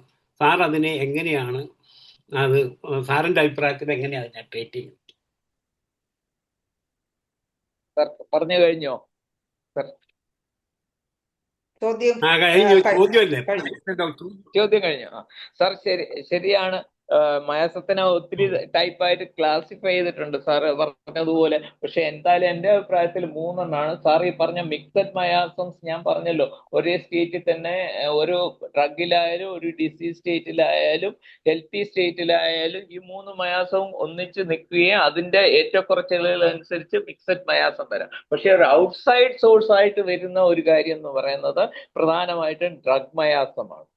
ഡ്രഗ് മയാസം എന്റെ അഭിപ്രായത്തിൽ അങ്ങനെ ഇല്ല. പക്ഷെ അതും ഈ മയാസത്തില് അല്ലെങ്കിൽ ഈ സിൻഡ്രോംസില്, ആക്ച്വലി മയാസം എന്ന് പറയുന്നത് ഞാൻ ആദ്യം പറഞ്ഞല്ലോ, ഇതൊരു സിംറ്റം കോംപ്ലക്സ് ആണ്. ജസ്റ്റ് ലൈക്ക് നമ്മൾ ജോണ്ടിസ് എന്ന് പറയുന്ന പോലെ, അല്ലെങ്കിൽ അന്യൂറിയ എന്ന് പറയുന്ന പോലെ, അല്ലെങ്കിൽ യുറീമിയ എന്ന് പറയുന്ന പോലെ ഓരോ സെറ്റ് ആയിട്ട് അതിനെ ഡിവൈഡ് ചെയ്തിട്ടാണ് നമ്മൾ ഇങ്ങനെ സോറ, സൈക്കോസിസ്, സിഫിലിസ് എന്ന് പറയുന്നത്. അതിന്റെ കൂടെ വേണമെങ്കിൽ ഈ ഡ്രഗ് മയാസത്തിന്റെ ഇഫക്റ്റ് വരും.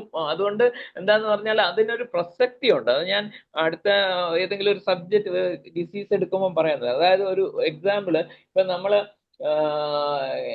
സ്ഥിരമായിട്ട് അലോപ്പതി മരുന്ന് കഴിച്ചിട്ട് വരുന്ന ഒരു പേഷ്യന്റ് ആണെങ്കിൽ ആ പേഷ്യന്റിന് ഒരു അറ്റിനലോൾ അല്ലെങ്കിൽ ലോസാർട്ടൻ അല്ലെങ്കിൽ ഈവൻ നമ്മൾ കോമൺ ആയിട്ട് കാണുന്ന അറ്റോർവാസ്റ്റാറ്റിൻ കഴിഞ്ഞിട്ട് വരുന്ന പേഷ്യന്റ് ആണെങ്കിൽ ആ ഇതുകൊണ്ട് പേഷ്യന്റിന് ഈ മയാസത്തില് കുറെ വ്യത്യാസങ്ങൾ അല്ലെങ്കിൽ അതിന്റെ സിംറ്റത്തിൽ കുറെ വ്യത്യാസം. അപ്പോൾ അത് നമ്മൾ ആന്റിഡോട്ട് ചെയ്യാനുള്ള ഒരു സംവിധാനം കൂടെ വേണം. അത് ഇത് ഉപയോഗിക്കും. അങ്ങനെ മിക്സഡ് മയാസംസിനെ നമുക്ക് എനിക്ക് കാണാൻ പറ്റുന്നത്.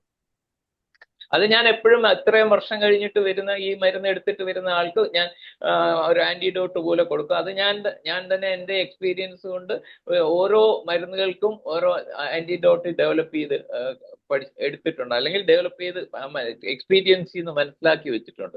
അത് ഞാൻ മയോകാർഡിയൽ ഇൻഫാർക്ഷൻ എടുക്കുമ്പോൾ അത് പറയാം, ഡയബറ്റിസ് എടുക്കുമ്പോൾ അത് പറയാം, എങ്ങനെയാണ് അത് ആന്റിഡോട്ട് ചെയ്ത് വരുന്നത്, എങ്ങനെയാണ് ആ മയാസത്തിൽ ഞാൻ എത്തിയത് എന്നൊക്കെ ഉള്ള കാര്യങ്ങൾ അപ്പോൾ ഡീറ്റെയിൽസ് ആയിട്ട് പറയാം. അങ്ങനെ ഉണ്ട് സാർ. പക്ഷെ ഈ ബേസിക് ആയിട്ട് 3 ഉള്ളൂ. എന്തുകൊണ്ടായാലും ഇതിൽ അതിന് വ്യത്യാസങ്ങൾ വരുത്തത്തേ ഉള്ളൂ. കാരണം മനസ്സിലായിരുന്നു തോന്നുന്നു.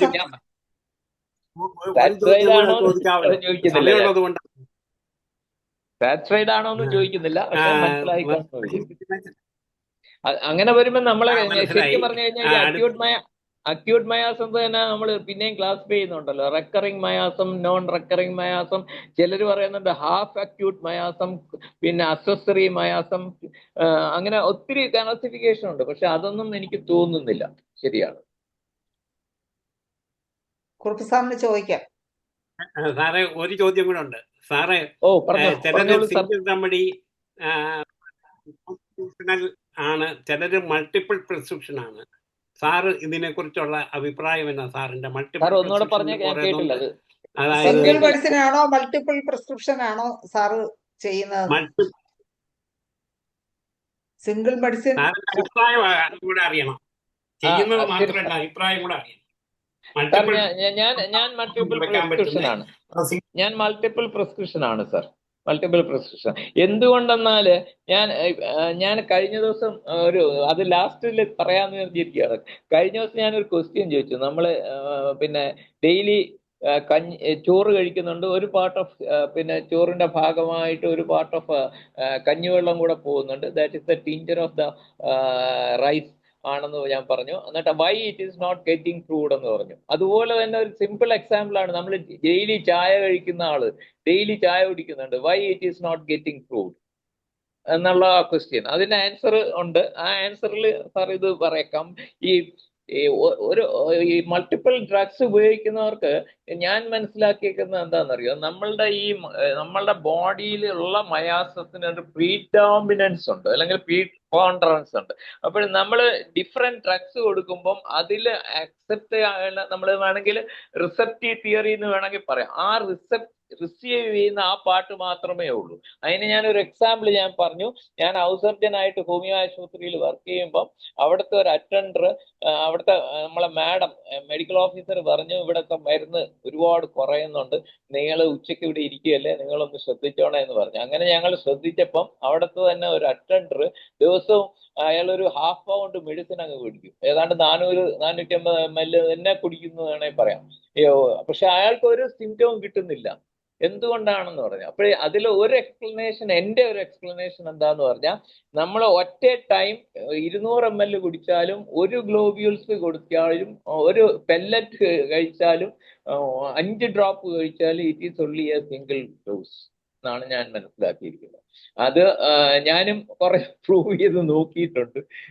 ഒരു ഇതായിട്ട് ഞാൻ 1 ounce മരുന്നൊക്കെ എടുത്ത് കുടിച്ചിട്ടുണ്ട്. അസുഖം വരും, ഒന്നും സംഭവിച്ചിട്ടില്ല. അപ്പോൾ നമ്മൾ പക്ഷെ സെപ്പറേറ്റ് ചെയ്ത് കുടിച്ചാൽ ഒരു ടൈം, ഞാൻ നേരത്തെ പറഞ്ഞല്ലോ ടൈം അക്കൗണ്ട് ചെയ്യുന്നുള്ള, ആ ടൈം ഡിഫറൻസ് ഉണ്ടെങ്കിൽ it will form multiple dose. അപ്പോഴാ what is the time limit എന്നുള്ളത് എനിക്ക് മനസ്സിലായിട്ടില്ല. ഞാനത് മനസ്സിലാക്കാൻ ശ്രമിച്ചുകൊണ്ടിരിക്കുകയാണ്. ഒരു ഡോസ് കഴിച്ച് എത്ര മിനിറ്റ് കഴിഞ്ഞ് അടുത്ത ഡോസ് കഴിച്ചാൽ അത് 2 ഡോസ് ആവും എന്നുള്ളതാണ്. പക്ഷെ അതിന്റെ ലോ ലിമിറ്റ് എനിക്ക് കണ്ടുപിടിക്കാൻ ഇതുവരെയായിട്ട് സാധിച്ചിട്ടില്ല. നിങ്ങളെല്ലാം ഒന്ന് ശ്രദ്ധിച്ച് നോക്കൂ, അപ്പോൾ മനസ്സിലാവും, കണ്ടുപിടിക്കാൻ പറ്റുമായിരുന്നു. അപ്പോൾ സിംഗിൾ ഡോസ് ആണ്. ഇനി മൾട്ടിപ്പിൾ ഡ്രഗ്സ് കൊടുക്കുന്നത്, മിക്സ് ചെയ്ത് കൊടുക്കുന്നവരുണ്ട്. ട്രിവാൻഡ്രത്ത് ഒരു ഡോക്ടർ ഉണ്ടായിരുന്നു, ഇപ്പൊ അദ്ദേഹം ഇല്ല, മരിച്ചു. അദ്ദേഹം വലിയ പ്രാക്ടീഷണറായിരുന്നു. അദ്ദേഹം മിക്സ് ചെയ്താണ് കൊടുക്കുന്നത്. അപ്പോഴേ ഞാൻ ആലോചിക്കുമ്പോൾ എനിക്ക് തോന്നുന്നത് എന്താണെന്നറിയാം, ഇതിന് പ്രത്യേക റിസപ്റ്റർ ഉണ്ട്. ആ റിസപ്റ്റേഴ്സ് സെൻസിറ്റീവ് ആണെങ്കിൽ മാത്രമേ റിസീവ് ചെയ്യത്തുള്ളൂ. ആ പാർട്ടത്തെ, ഇപ്പൊ ഒരു അക്കണൈറ്റ് എന്ന് പറയുന്ന ഒരു മരുന്നിന്റെ ഒരു പർട്ടിക്കുലർ സിംറ്റം വെച്ചിട്ട് കൊടുക്കുകയാണെങ്കിൽ ആ സിംറ്റം മാത്രമേ റിസീവ് ചെയ്യത്തുള്ളൂ, അത് മാത്രമേ ഈക്വലൈസ് ചെയ്യുള്ളൂ, സിമിലർ ക്യൂറൻഡർ അപ്ലൈ ചെയ്യത്തുള്ളൂ എന്നാണ് എനിക്ക് തോന്നുന്നത്. എന്റെ ഒരു എക്സ്പ്ലനേഷൻ ആണ് സാറിന്. ശ്രീധരക്കുറുപ്പ് സാറിന് എങ്ങനെ? Thank you very much sir, very good explanation. Sir okay ആണ്. അപ്പൊ ഓക്കെ ഓക്കെ, സാറിന് തുടരാം. ഇനി അവസാനം ഇനി ടൈം ഉണ്ടെങ്കിൽ തിരിച്ച് വീണ്ടും സാറിലേക്ക് എത്താം. മാഡം ഒരു കാര്യം കൂടെ പറഞ്ഞോട്ടെ. ഹനുമാൻ തന്നെ 6th അഫോർസത്തില്, എന്റെ ഓർമ്മ ശരിയാണെങ്കിൽ അദ്ദേഹം ബോണിഹാസൻ ആണെന്ന് തോന്നുന്നു, ഒരു ലെറ്റർ എഴുതിയിട്ടുണ്ട്. ആ ലെറ്ററിൽ അദ്ദേഹം പറഞ്ഞിട്ടുണ്ട്, അതിന്റെ കോപ്പി, അതിന്റെ ഇതായിട്ടാണ് കണ്ടന്റ് ഇതാണ്: ഈ advices to commence treatment with large dose of their specific remedies early and if necessary several times a day and gradually ascend to highest degree of dynamization എന്ന് പറഞ്ഞിട്ടുണ്ട്. അപ്പോൾ റെപ്പറ്റീഷൻ പറയുന്നുണ്ട്, സ്പെസിഫിസിറ്റി പറയുന്നുണ്ട്. എന്നിട്ട് അദ്ദേഹം അതിൽ പറഞ്ഞിരിക്കുന്ന you keep it as A secret, we will, secret എന്ന് പറഞ്ഞാൽ ഡോണ്ട് എക്സ്പോസ് ഇറ്റ് എന്നാണ് പറഞ്ഞിരിക്കുന്നത്. We will publish in the 6th edition എന്നാണ്. ഓക്കെ, എൻ്റെ ഒരു വായിച്ചുള്ള അറിവാണ്, ശരിയാണ് തെറ്റാണ്. ഓക്കെ, ഹരിഹരൻ സാറിന് സംസാരിക്കും. Okay sir. സാർ നമസ്കാരം. Good evening sir. സാറിന്റെ പ്രസന്റേഷൻ വളരെ നന്നായിരിക്കുന്നു. ഓരോ കാഴ്ചപ്പാടാണല്ലോ, ഓരോരുത്തർക്കും ഓരോ ഈ ഹോമിയോപ്പതി പ്രാക്ടീസ് ചെയ്യുന്ന എല്ലാവർക്കും ഒരു പ്രത്യേക കാഴ്ചപ്പാടുണ്ടാവും എന്നാണ് എനിക്ക് തോന്നുന്നത്. എനിക്ക് ചോദിക്കാനുള്ള സാറിൻ്റെ കയ്യില് ഈ കോൺസ്റ്റിറ്റ്യൂഷണൽ മെഡിസിൻ എങ്ങനെയാണ് ശരീരത്ത് വർക്ക് ചെയ്യുന്നത് സാറിൻ്റെ അഭിപ്രായത്തിൽ? Constitutional medicine, suppose A patient ഒരു കാർസിനോമ കേസ് സാറിൻ്റെ ഒക്കെ വരികയാണ്.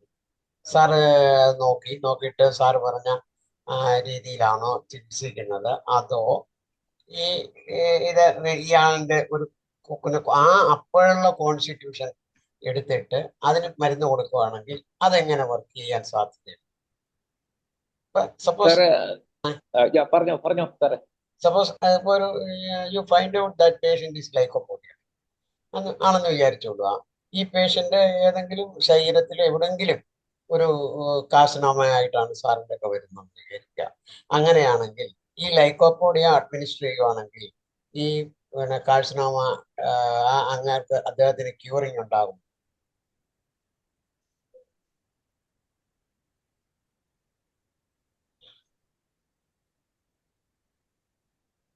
കഴിഞ്ഞോ സാർ ക്രിസ്ത്യൻ?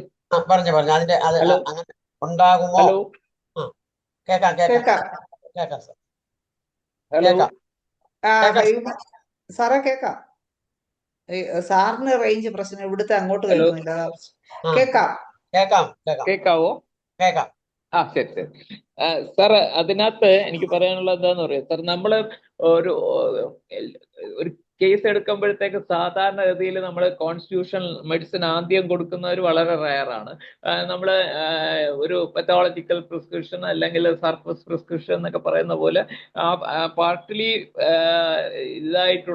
സിമിലർ ആയിട്ടുള്ള ഡ്രഗ്സ് കൊടുത്തിട്ട് നമ്മൾ കോൺസ്റ്റിറ്റ്യൂഷൻ പഠിക്കുമ്പോഴത്തേക്ക് it covers all the 3 miasmatic state of the individual. അയാൾക്ക് ഞാൻ പറഞ്ഞല്ലോ, എല്ലാ ഹെൽത്തി സ്റ്റേറ്റിലും മോർബിഡ് സ്റ്റേറ്റിലും സോറയുണ്ട്, സൈക്കോസിസ് ഉണ്ട്, സിഫിലിസ് ഉണ്ട്. അപ്പോൾ അതെല്ലാം കവർ ചെയ്യുന്ന ഒരു മെഡിസിനാണ് നമ്മൾ കോൺസ്റ്റിറ്റ്യൂഷണൽ മെഡിസിൻ എന്ന് പറയുന്നത്. അപ്പോൾ ആ ടെൻഡൻസി തന്നെ മാറ്റപ്പെടും. അതിൽ തന്നെ വ്യത്യാസമുണ്ട് സാറേ. സാറിന് ആലോചിച്ച് നോക്കൂ, വെജിറ്റബിൾ കിങ്ഡത്തിൽ നിന്ന് എടുക്കുന്ന ഹോമിയോപ്പതിക് മെഡിസിൻ്റെ അത്ര ആക്ഷൻ ഉണ്ടോ മിനറൽ കിങ്ഡത്തിലുള്ളത്? അതിൻ്റെ അത്ര ആക്ഷൻ ആണോ പിന്നെ സാർക്കോഡ്സിനുള്ളത്? അതിനെത്ര ആക്ഷൻ ആണോ നോട്ട്സോഡ്സിനുള്ളത്? അതിൻ്റെ എത്ര ആക്ഷൻ ആണോ ഇൻഫോമഡ് റിവീലിയാസിനുള്ളത്? അപ്പോൾ അത് തന്നെ വ്യത്യാസമുണ്ട് സാർ. അപ്പോൾ ആ ഡിസീസ്ഡ് കോൺസ്റ്റിറ്റ്യൂഷൻ നമ്മൾ പിന്നെ സാധാരണ ഡോക്ടേഴ്സ് ഒന്നിൽ കൂടുതൽ മരുന്ന് കൊടുക്കുന്നതിന് ഓരോ എക്സ്പ്ലനേഷൻസ് നമ്മൾ നേരത്തെയുള്ള ഡോക്ടേഴ്സ് പ്രാക്ടീസിങ് ഡോക്ടേഴ്സ് അവർ പറയും കോംപ്ലിമെന്ററി മെഡിസിൻ എന്ന് പറയും. പിന്നെ കുറേ മെഡിസിൻ കൊടുത്തിട്ട് പറയും അത് ഫോളോ അപ്പ് മെഡിസിൻ എന്ന് പറയും. അങ്ങനെ ഓരോ എക്സ്പ്ലനേഷൻസ് ആണ് അത്. അങ്ങനെ ശരിക്കും അത് അവരവരുടേതായ ഫാൻസിനനുസരിച്ച് പറയുന്നതാണ്. പക്ഷെ ഈ സാറിപ്പം ചോദിച്ച സ്പെസിഫിക് ക്വസ്റ്റ്യൻ്റെ ആൻസർ എന്താണെന്ന് പറഞ്ഞാൽ, during healthy stage, during disease state and in the medicine all the 3 മയാസംസ് ആണ് ഉള്ളത്. നമ്മൾ അക്യൂട്ടായിട്ട് ഒരു പ്രിസ്ക്രിപ്ഷൻ കൊടുക്കുമ്പോഴത്തേക്ക് ഏതെങ്കിലും ഒരു പിന്നെ ഇപ്പൊ സിഫിലിറ്റിക് മാനിഫെസ്റ്റിന്റെ സിംറ്റംസ് മാനിഫെസ്റ്റ് ചെയ്തിരിക്കുമായിരിക്കും, അത് കവർ ചെയ്യാൻ കൊടുത്തു കഴിയും. അത് കഴിഞ്ഞിട്ട് ആ ടെൻഡൻസി തന്നെ മാറ്റുന്നതിന് നമ്മൾ ഈ 3 മയാസംസ് കൺസിഡർ ചെയ്തുകൊണ്ടുള്ള മെഡിസിൻ കൊടുക്കുമ്പോൾ മാറ്റും. അതും പലപ്പോഴും ഇപ്പം ഒരു എക്സാമ്പിൾ ഞാൻ പറയുവാണെങ്കിൽ, ക്യാൻസർ ഓൾ ദ 3 മയാസംസ് ഉണ്ടെന്ന് നമ്മൾ പഠിച്ചിട്ടുണ്ട്. പക്ഷെ നമ്മൾ ആദ്യം അയാൾക്കൊരു സഫറിങ് സിംറ്റംസിന് കൊടുത്തു കഴിഞ്ഞിട്ട് ക്യാൻസർ സ്റ്റേറ്റ് ക്യൂർ ചെയ്യാനായിട്ട് നമ്മൾ ഹൈ പൊട്ടൻസിയിലുള്ള ഒരു കോൺസ്റ്റിറ്റ്യൂഷണൽ മെഡിസിൻ അല്ലെങ്കിൽ ആന്റിമയാസ്മാറ്റിക്. ഈ കോൺസ്റ്റിറ്റ്യൂഷനും ആന്റിമയാസ്മാറ്റിക്കും തമ്മിൽ വലിയ വ്യത്യാസമൊന്നുമില്ല, അത് ഒന്ന് തന്നെയാണ്. അതിപ്പോ അങ്ങനെ അതൊക്കെ ഞാൻ അംഗീകരിച്ചു. അതൊക്കെ കറക്റ്റ്. എന്താ സാർ? അത് വളരെ ശരിയാണ് പറഞ്ഞത്. അത് അങ്ങനെ ഒരു വ്യത്യാസമൊന്നുമില്ല. 3 മയാസം കൂടെ കവർ ചെയ്യുന്ന കോൺസ്റ്റിറ്റ്യൂഷനിലാവും, 3 മയാസം കൂടെ പറയുന്ന ആന്റി മയാസ്മാറ്റിക്കാവും. അപ്പോൾ എന്തിനാ അങ്ങനെ പറയാം? അത് ഓരോരുത്തരുടെ ഇതനുസരിച്ചിട്ട് അവരങ്ങ് ആദ്യം അങ്ങ് ഉപയോഗിച്ചു എന്നുള്ളതേ ഉള്ളൂ.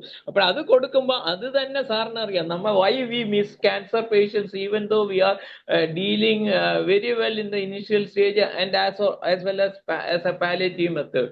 അങ്ങനെ ചെയ്യുന്നുണ്ട്. പക്ഷെ നമുക്ക് മിക്കവാറും മിസ് ചെയ്യുന്നുണ്ട്. മിസ് ചെയ്യാത്ത സിറ്റുവേഷൻസ് ഉണ്ട്, ഡെഫിനറ്റ് ആയിട്ടും ഉണ്ട് സാർ. എനിക്ക് ഒത്തിരി പേഷ്യൻസ് ഇപ്പം 40 വർഷമൊക്കെ ആയ പേഷ്യൻസ് ഉണ്ട്. അതിലെന്താ പറ്റുന്നതെന്ന് പറഞ്ഞാൽ, we are getting enough time. for the medicines to act from the dynamic level to reach that life-ism level. ഞാൻ പറഞ്ഞല്ലോ ലൈഫ്-ism ലെവലിൽ എത്തിയാൽ മാത്രമേ ഇത് ക്യൂർ ചെയ്യാൻ പറ്റുള്ളൂ. അപ്പോഴേ മിക്കവാറും നമുക്ക് പേഷ്യന്റിനെ മിസ് ചെയ്യുകയാണ് ചെയ്യുന്നത്. അപ്പോൾ continuous medication in higher potency, Hahnemann പറഞ്ഞ പോലെ ഓഫ് ആൻഡ് repetition will reach at a level of lifeism. then you will get a cure. അത് ഈ ക്യാൻസറിന്റെ കേസിൽ ആപ്ലിക്കബിൾ ആണ്, ഞാൻ നേരത്തെ പറഞ്ഞ മംഗോളിസത്തിന്റെ കേസിൽ ആപ്ലിക്കബിൾ ആണ്. പക്ഷെ പലപ്പോഴും നമ്മൾക്ക് അതിനുള്ള ടൈം കിട്ടാറില്ല. അപ്പോൾ ഈ മംഗോളിസം ഉള്ള പേഷ്യൻസ് ഒക്കെ വരുവാണെങ്കിൽ ഞാൻ ആദ്യമേ പറയാം, 1 മാസത്തിനകം വരുവാണെങ്കിൽ തന്നെ ഞാൻ പറയും, എന്ത് വന്നാലും നിങ്ങൾ 5 വർഷം കഴിക്കാന്നുണ്ടെങ്കിൽ മാത്രം ഇങ്ങോട്ട് വന്നാൽ മതി, അല്ലെങ്കിൽ കഴിക്കണ്ട. അത് മിസ് ചെയ്യുവാണെങ്കിൽ ഞാൻ കണ്ടിന്യൂസ് സമ്മതിക്കത്തുമില്ല. അത് വളരെ സ്ട്രിക്റ്റ് ആണ് അക്കാര്യത്തിൽ. കാരണം ഇല്ലെങ്കിൽ നമ്മളൊരു ഫെയിലുവറായിട്ട്, പ്രത്യേകിച്ചും മോഡേൺ മെഡിസിൻകാർ പറയും, എന്താ പറയുന്നത്, നിങ്ങൾ മംഗോളിസത്തിന് പോയി മരുന്ന് വാങ്ങിച്ച, ആരാ മംഗോളിസത്തിന് മരുന്ന്, ലോകത്തിൽ തന്നെ മരുന്നില്ലെന്ന് പറയും. അപ്പോൾ ഞാൻ എൻ്റെ പേഷ്യൻസിന്റെ ഫോട്ടോ എടുത്തു വെച്ചിട്ടുണ്ട്. അപ്പോൾ അത് കാണിച്ചു കൊടുക്കാൻ പറയും. അവർക്ക് ഒരു ഫോട്ടോ എടുത്തു കൊടുക്കും, മൊബൈലിൻ്റെ അകത്ത് കൊണ്ടുപോയി കാണിക്കാൻ പറയും. മനസ്സിലായില്ലേ? അപ്പോഴതാണ് അതിന്റെ എനിക്ക് പറയാൻ പറ്റുന്ന ഒരു എക്സ്പ്ലനേഷൻ. അങ്ങനെ 2 എണ്ണം ഇല്ല എന്നുകൊണ്ടാണ് ഞാൻ പറയുന്നത്. 2 എണ്ണം ഇല്ല, ആന്റിബയോട്ടിക്കിലും കോൺസ്റ്റിറ്റ്യൂഷനിലും ഒന്നും ഇല്ല. അതൊക്കെ അവർ പറയുന്നതാണ്. സർ, പിന്നെ ഒരു സംശയം ചോദിക്കട്ടെ. പിന്നെ എനിക്ക് ഒരു ഡോക്ടറെ ഒരെണ്ണം കൂടെ പറഞ്ഞോട്ടെ. എനിക്ക് മനസ്സിലാകുന്നില്ല, ഞാൻ എന്നെ തെറ്റാണെങ്കിൽ തിരുത്തിക്കൊള്ളുക. എനിക്ക് മനസ്സിലാകുന്നില്ല. എനിക്കാണെങ്കിൽ ഞാൻ അഹംഭാവം കൊണ്ടൊന്നും പറയുന്നതല്ല, അങ്ങനെ എടുക്കൽ അതിന്റെ ടോക്കിന്റെ സ്പിരിറ്റിന് വേണ്ടി പറയാം. ഞാൻ ഡെയിലി ഒരു 60-70 പേഷ്യന്റ് നോക്കുന്നുണ്ട്. എനിക്കൊരു ഇതുപോലെ പേഷ്യന്റ് പിന്നെ എന്താണ് തിരിഞ്ഞിരിക്കുകയാണോ, വലത്തോട്ട് ചരിഞ്ഞിരിക്കുകയാണോ, ഇടത്തോട്ട് തിരിഞ്ഞിരിക്കുകയാണോ, വെള്ളം കുടിക്കുന്ന കുറേച്ചാണോ, ഒത്തിരി ആണോ, പിന്നെ ചൂടുവെള്ളമാണോ, പച്ചവെള്ളമൊന്നും ആണെന്നൊന്നും ചോദിക്കാൻ എനിക്ക് സമയമില്ല. ഞാൻ സ്പെസിഫിക് ആയിട്ട് കുറെ കാര്യങ്ങൾ പഠിച്ചിട്ടുണ്ട്. അതുകൊണ്ടാണ് ഞാൻ സ്പെസിഫിക് റെമഡി, സ്പെസിഫിക് പൊട്ടൻസി എന്ന് പറയുന്നത്. അത് ഞാൻ പിന്നെ ഒരു ക്ലാസ്സിൽ ഒരു 10-50 മെഡിസിൻ ഞാൻ പറയാം.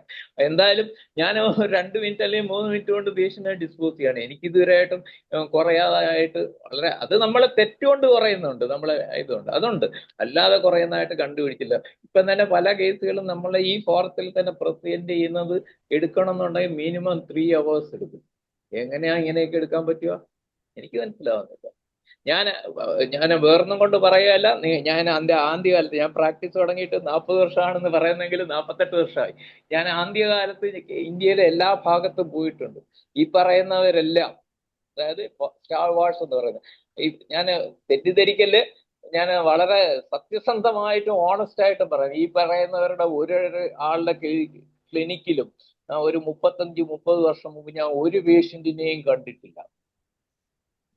നിങ്ങൾ ഇത് അണ്ടർലൈൻ ചെയ്ത് മനസ്സിലാക്കിക്കോളൂ. ഇവരെല്ലാം ഭയങ്കര വീഡിയോസ് പ്രസന്റ് ചെയ്യുന്നവരാണ്. പക്ഷെ ഞാൻ ഒരു പേഷ്യന്റ് ഇവരെ ഒന്നും ക്ലിനിക്ക്, പേരൊന്നും ഞാൻ പറയുന്നില്ല.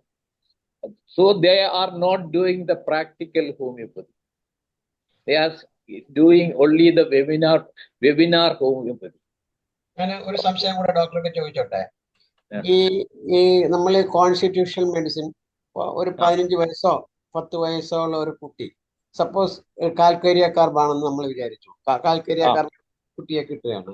ഈ കാൽക്കേരിയ കാർബ് കുട്ടിയുടെ വരുമ്പോൾ ഈ കുട്ടിക്ക് ഭാവിയിൽ ഉണ്ടാകാൻ സാധ്യതയുള്ള രോഗങ്ങൾ ഈ കോൺസ്റ്റിറ്റ്യൂഷൻ വെച്ച് എന്തൊക്കെയായിരിക്കാം എന്ന് നമുക്ക് അറിയാമെങ്കിൽ, അത് നമ്മൾ മനസ്സിലാക്കിയിട്ടുണ്ടെങ്കിൽ, അത് നമുക്ക് ഈ സമയത്ത് വെച്ച് ചേഞ്ച് ചെയ്യാൻ കൊടുത്ത് അത് മാറ്റാൻ പറ്റില്ല. അത് സാധിക്കും എന്ന് ഞാൻ ആദ്യം പറയാം ഒറ്റ വാക്കില്. പക്ഷെ അതിനേക്കാളും കുറെ കൂടെ നമ്മൾ ഉള്ളിലോട്ട് ചിന്തിക്കുകയാണെങ്കിൽ, നമ്മൾ പറയുന്ന natural diseases, everything is coded in your gene എന്നാണ് ഞാൻ പറയുന്നത്. അതുകൊണ്ടാണല്ലോ ക്യാൻസർസ് കണ്ടുപിടിക്കാൻ സാധിക്കുന്നത് നേരത്തെ തന്നെ. എവരി നിങ്ങൾക്ക് എത്ര വർഷം കഴിയുമ്പോൾ ഇന്ന നാച്ചുറൽ ഡിസീസ് വരണം, എത്ര വർഷം കഴിയുമ്പോൾ ഇന്ന ഡിസീസ് വരുന്ന, it is coded in your gene, not the artificial disease, natural disease. അതുകൊണ്ടാണ് മാറ്റാൻ പറ്റുമോ ഞാൻ ചോദിക്കുന്നത്. നമുക്ക് മാറ്റാൻ പറ്റുമോ? പറ്റും. പക്ഷെ അത് ഈ രീതിയിൽ ചെയ്യണം. അങ്ങനെയാണെങ്കിൽ ചെയ്യാൻ പറ്റും. ഇപ്പൊ ഒരു എക്സാമ്പിൾ ഞാൻ പറയാം.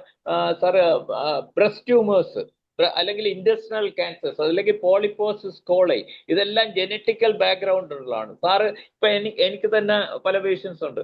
അതായത് ഒരു വീട്ടിലെ 6 പേർക്കും പോളിപ്പോസിസ് കോളൈ ഉള്ളവരുണ്ട്, 4 പേരും പോളിപ്പോസിസ് കോളൈ. ഞാൻ അവരടുത്ത് പറഞ്ഞു, നിങ്ങളുടെ മക്കൾക്ക് വരാനുള്ള സാധ്യതയുണ്ട്, ഇപ്പോഴേ നിങ്ങൾ ഈ മെഡിസിൻ ഇങ്ങനെ കൊടുത്തു കഴിഞ്ഞാൽ വരത്തില്ല. ഇപ്പം ആ രണ്ടാമത്തെ ജനറേഷൻ 40 വയസ്സായിട്ടും വന്നിട്ടില്ല. മനസ്സിലായില്ലേ? അപ്പോൾ അതൊന്നും പഠിക്കാനുള്ള സമയം നമുക്ക് ഒരു ലൈഫിൽ കിട്ടുന്നില്ല. പക്ഷെ പഠിക്കണം എന്നാണ് ഞാൻ പറയുന്നത്. Everything is coded. അത് സയന്റിഫിക്കായി പ്രൂവ് ചെയ്തിട്ടുണ്ടല്ലോ. നാച്ചുറൽ ഡിസീസസിന്റെ കേസിൽ ജീൻസിൽ ഇങ്ങനെ ഉണ്ടാവും. അത് നമ്മൾ കളിയാക്കുന്നുണ്ടെങ്കിലും നമ്മളെ ഹെറിറ്റേജ് സയൻസിനെ എല്ലാം നമ്മൾ കളിയാക്കുകയാണ് ചെയ്യുന്നത്. ഇവിടെ നമ്മളെ മനോജ് ഡോക്ടർ ഇരിപ്പുണ്ട്. മനോജ് ഡോക്ടറുടെ അച്ഛനെ ഞാൻ വർഷങ്ങൾക്ക് മുമ്പ് ഞാൻ അദ്ദേഹത്തുമായിട്ട് പരിചയപ്പെട്ടിട്ടുണ്ട്. എനിക്ക് അദ്ദേഹത്തിൽ ഭയങ്കര ഇൻട്രസ്റ്റ് ഉണ്ടായിരുന്നു. കാരണം അദ്ദേഹം ഫാം ഹിസ്റ്ററി അനുസരിച്ചിട്ട് നിങ്ങൾക്ക് ഇന്ന അസുഖം വരുന്നു പറയുന്ന ആ ഒരു സ്റ്റേജിൽ ഞാൻ അദ്ദേഹം പരിചയപ്പെടുന്നത്. അതുപോലെ തന്നെ നമ്മളുടെ ആസ്ട്രോളജി, ഞാൻ അവരുടെ അസോസിയേഷനിൽ പോയിട്ടുണ്ട്. 100% കറക്റ്റ് ആണ് സാറേ. എൻ്റെ ഒരു ഏറ്റവും വേണ്ടപ്പെട്ട ഒരു സുഹൃത്തുണ്ടായിരുന്നു, നമ്മളുടെ മരിച്ചുപോയ നന്ദകുമാർ IAS, എൻ്റെ വളരെ അടുത്ത സുഹൃത്ത്. നിങ്ങളൊരു പ്രോഗ്രാം ഒക്കെ നടത്തിയ ഞാൻ പിന്നെ കണ്ടു ഇതിൽ കൂടെ, യൂട്യൂബിൽ കൂടെ. പക്ഷെ നന്ദകുമാർ സാറ് ഞാൻ ഫസ്റ്റ് ഈ മെഡിക്കൽ ആസ്ട്രോളജി എന്ന് പറയുന്ന ഏഷ്യാനെറ്റിൽ അവതരിപ്പിച്ചത് ഞാനാണ്. കാരണം അത് സത്യമാണ്, അതൊരു സയൻസ് ആണ്. നമ്മൾ അതിനെ കളിയാക്കി നശിപ്പിക്കുകയാണ് നമ്മളെ ഹെറിറ്റേജ് സയൻസിന്. കാരണം ഞാനാണ് ആദ്യമായിട്ട് ഏഷ്യാനെറ്റിൽ അവതരിപ്പിച്ചത്. അത് കഴിഞ്ഞിട്ടാണ് സാറ് പിന്നെ മംഗളം പത്രത്തിലും അതിലും ഒക്കെ പോയത്. അത് ഓക്കെ ശരിയാണ് സാറേ. സാർ. അപ്പോ ഇനിയും ഒത്തിരി ധനേഷ് ഡോക്ടർ സമയം കഴിയാറായി. ധനേഷ് ഡോക്ടർ ഹാൻഡ് റൈസ് ചെയ്തിട്ടുണ്ട്. ഇനി നമുക്ക് സമയം ഉണ്ടെങ്കിൽ നമുക്ക് 1-2 പേരിൽ കൂടെ പോകാം. ധനേഷ് ഡോക്ടറെ സംസാരിച്ചു. അപ്പൊ ഞാൻ കട്ട് ഷോട്ട് ചെയ്യാം, ചെറിയതായിട്ട് സംസാരിക്കാം. അതെ അതെ. എന്തായാലും അരിമാൻ ഡോക്ടറെ വളരെ ഗംഭീരമായ വ്യാസം പ്രസന്റേഷൻ ആണ് ഇപ്പൊ നടന്നുകൊണ്ടിരിക്കുന്നത്. ചർച്ചകളാണ് അതിന്റെ ഏറ്റവും പ്രസക്തമായ ഭാഗമെന്ന് ഡോക്ടർ ഒരിക്കൽ കൂടി പ്രൂവ് ചെയ്യുകയാണ്. കാരണം ഈ വ്യാസത്തെ കുറിച്ച് പറയുമ്പോൾ ഞാൻ ഒരിക്കലും ഈ വ്യാസത്തിന്റെ പുറകെ പോയിട്ടില്ല. പക്ഷെ വ്യാസം എന്താണെന്ന് നമ്മളിങ്ങനെ പഠിച്ചപ്പോൾ അന്ന് പഠിച്ചിട്ടുണ്ട്. അത് കഴിഞ്ഞ് ശ്രീജയ വർഗീസ് ഡോക്ടർ 10 ദിവസത്തെ ഈ വ്യാസം സെമിനാർ നടത്തി. പക്ഷെ ഞാൻ അതിൽ പങ്കെടുത്തില്ല. കാരണം അന്നേ എനിക്ക് തോന്നിയ എൻ്റെ ചിന്തകൾ വ്യത്യസ്തമായിരുന്നു. അപ്പൊ ഇവിടെ ഇപ്പം നമ്മളൊരു ഓരോ വ്യക്തികളിലും ഈ വ്യാസം ഓരോ സമയത്തും വ്യത്യസ്ത ലെവലിലാണെന്നുള്ളത് നമുക്ക് മനസ്സിലാക്കാൻ പറ്റും. ഇപ്പൊ നമുക്കൊരു രോഗം ഡയഗ്നോസ് ചെയ്യുമ്പം ആ രോഗത്തിന്റെ ഏത് ഭാഗത്തിലാണ് നമ്മൾ നിൽക്കുന്നത്, ഇതിന്റെ പ്രൊഗ്നോസിസ് എങ്ങോട്ട് പോകും, വഷളാകുമോ അതോ വേഗം തിരിച്ചു വരുമോ എന്നൊക്കെ അസസ് ചെയ്യാൻ പറ്റുന്ന പോലെ നമുക്ക് വ്യാസത്തിനെ കുറിച്ച് ഒരു അറിവുണ്ടെങ്കിൽ അതിന് ഉപകാരപ്പെടുമെന്ന് മാത്രമേ ഉള്ളൂ. ഉദാഹരണമായിട്ട് ഇപ്പം ഒരു സംശയ രോഗി സ്വാഭാവികമായിട്ടൊരു സംശയ രോഗിയാണ്. അപ്പൊ അയാൾക്ക് എന്തിനും സംശയമാണ്, അപ്പൊ ഭാര്യയെ സംശയമാണ്. അപ്പൊ അതൊരു സോറിക് മൈൻഡായിട്ട് നമുക്ക് കൂട്ടാം. എന്നാൽ ഭാര്യയെ സംശയം ഉണ്ടാകുകയും അയാൾക്കിട്ടൊരു സംശയത്തിന്റെ പേരിൽ അടിക്കുകയും ചെയ്യുന്ന ഒരാളാണെങ്കിൽ അത് നമുക്ക് ഒരു സോറി എന്നുള്ളത് അവിടെ മാറുകയാണ്, സൈക്കോട്ടിക് ആയിട്ട് മാറുകയാണ്. അത് കഴിഞ്ഞിട്ട് ഈ ഭാര്യയെ സംശയം കൂടി അവസാനം കുത്തിക്കൊല്ലുന്ന ഒരു അവസ്ഥയിൽ വരികയാണെങ്കിൽ അത് സിഫിലിറ്റിക് ആവും. ഇത്രയേ ഉള്ളൂ വ്യാസം, ഇതാണ് വ്യാസവും. അതായത് വ്യാസമാണ് നമ്മുടെ എല്ലാ കുഴപ്പങ്ങൾക്കും കാരണം എന്ന് പറയുകയല്ല. ശരിക്ക് ഒരു വ്യക്തി ഏത് ലെവലിൽ നിൽക്കുന്നു എന്ന് തിരിച്ചറിയാൻ വ്യാസ പഠനം നന്നാകും. അതിനപ്പുറം വ്യാസത്തിൽ വേറെ യാതൊരു കാര്യമില്ല. അത് ഡോക്ടറെ വളരെ എന്ത് പറയുന്നു? ഡോക്ടർ പറഞ്ഞ കറക്റ്റാണ്. കാരണം എന്താണെന്നറിയോ, ഇപ്പൊ ഡോക്ടറെ അടുത്ത് ഞാൻ പറയാണ്, എന്റെ വീട് കുമാരപുരം ജംഗ്ഷനിൽ നിന്ന് 100 മീറ്റർ അകലെയാണെന്ന്. ഡോക്ടറിന് 1 മീറ്റർ എത്രയാന്ന് അറിഞ്ഞാലല്ലേ 100 മീറ്റർ എത്രയാന്ന് അറിയാൻ പറ്റും. അതുപോലെയാണ്. അപ്പോഴാ ആ എക്സാമ്പിൾ ആണ്. അതായത് 1 മീറ്റർ ഇത്ര ഉണ്ടെന്ന് പറഞ്ഞു കഴിഞ്ഞാൽ എന്നാലും 100 മീറ്റർ എത്ര ഉണ്ടെന്ന് മനസ്സിലാക്കാൻ പറ്റും. അതുപോലെ ഒരു ജസ്റ്റ് ഒരു അളവുകോല് മാത്രമാണ്. അതാണ് ഞാൻ പറഞ്ഞ ക്ലിനിക്കൽ സിൻഡ്രോം ആണ്. അതല്ല ഡോക്ടർ പറഞ്ഞ സ്ഥലം ഇവിടുന്ന് ഇടത്തോട്ടാണോ വലത്തോട്ടാണോ അതിനകത്തൊരു ചോദ്യം വരുന്നുണ്ട്. അപ്പൊ ഇടത്തോട്ട് മാറി 100 മീറ്റർ എന്ന് പറയുന്നതും വലത്തോട്ട് മാറി 100 മീറ്റർ എന്ന് പറയുന്നതും തമ്മിൽ വ്യത്യാസമുണ്ട്. ഡെഫിനറ്റ്ലി അതാണ് ഇൻക്രീസിങ് ഡിക്രീസിങ് എന്ന് പറഞ്ഞത്. അതാണ് ഞാൻ പറഞ്ഞ വ്യാസത്തിന്റെ ഇൻക്രീസിങ് ഡിക്രീസിങ്. അതാണ് വലത്തെ അടുത്തൊരു സ്റ്റേജ് അതെ അതെ, ഇതാണ് നമ്മൾ ഇത്ര സിമ്പിൾ ആയിട്ടുള്ള ഒരു കാര്യത്തെയാണ് നമ്മൾ പഠിപ്പിച്ച് അതങ്ങനെ മോശമാക്കി ഒന്നും അതങ്ങനെയാണ് മനസ്സിലാകാത്ത ഡോക്ടർ. അവസാനം അവസാനം അതങ്ങനെയാണ്. അവസാനം നമുക്ക് ഇത് ഓരോത്തിനും ഒരു homeopathy is a cancer simple science. Homeopathy is a simple science, and the legends of homeopathy who are known nowadays is making homeopathy more complicated. അതാണ് എന്റെ സ്റ്റേറ്റ്മെന്റ്. ഓക്കെ സാറേ, ധനേഷ് ഡോക്ടർ ഔട്ട് ആയി പോയെന്ന് നമ്മളെ മനോജ് ഡോക്ടറെ കണ്ടില്ല. മനോജ് ഡോക്ടർ നേരത്തെ ലീവ് ചെയ്ത് പോയി. വേറെ ആരും ഇല്ലേ? നമ്മളെ ജയചന്ദ്രൻ ഡോക്ടർ, ഭദ്രൻ ഡോക്ടർ. ജയചന്ദ്രൻ ഡോക്ടർക്കും എന്തോ വീഡിയോ ഓൺ ആക്കുന്നില്ല, എനിക്ക് തോന്നുന്നു റേഞ്ച് പ്രശ്നമുണ്ടെന്ന്. നമ്മുടെ സീനിയർ നമ്മുടെ അമ്പാടിയമ്മയുണ്ട്, അമ്പാടിയമ്മയെ നമുക്കൊന്ന് വിളിക്കാം. ചേച്ചി പറ. അമ്പാടിയമ്മയുണ്ടോ? സമയം ചേച്ചിയാണ്, എനിക്ക് എൻജി ചേച്ചിയാണ്. അതാണ്. അമ്പാടിയമ്മ ഉണ്ടെങ്കിൽ അൺമ്യൂട്ട് ചെയ്ത് സംസാരിക്കാം. വരുന്നില്ലല്ലോ, ഇല്ലെന്ന് തോന്നുന്നു. എന്നാ ജയചന്ദ്രൻ എനിക്കൊരു ക്വസ്റ്റ്യൻ കൂടെ ഉണ്ട്, സമയമുണ്ടെങ്കിൽ. ജയചന്ദ്രൻ ഡോക്ടർ ജയചന്ദ്രൻ ഡോക്ടർ വന്നു.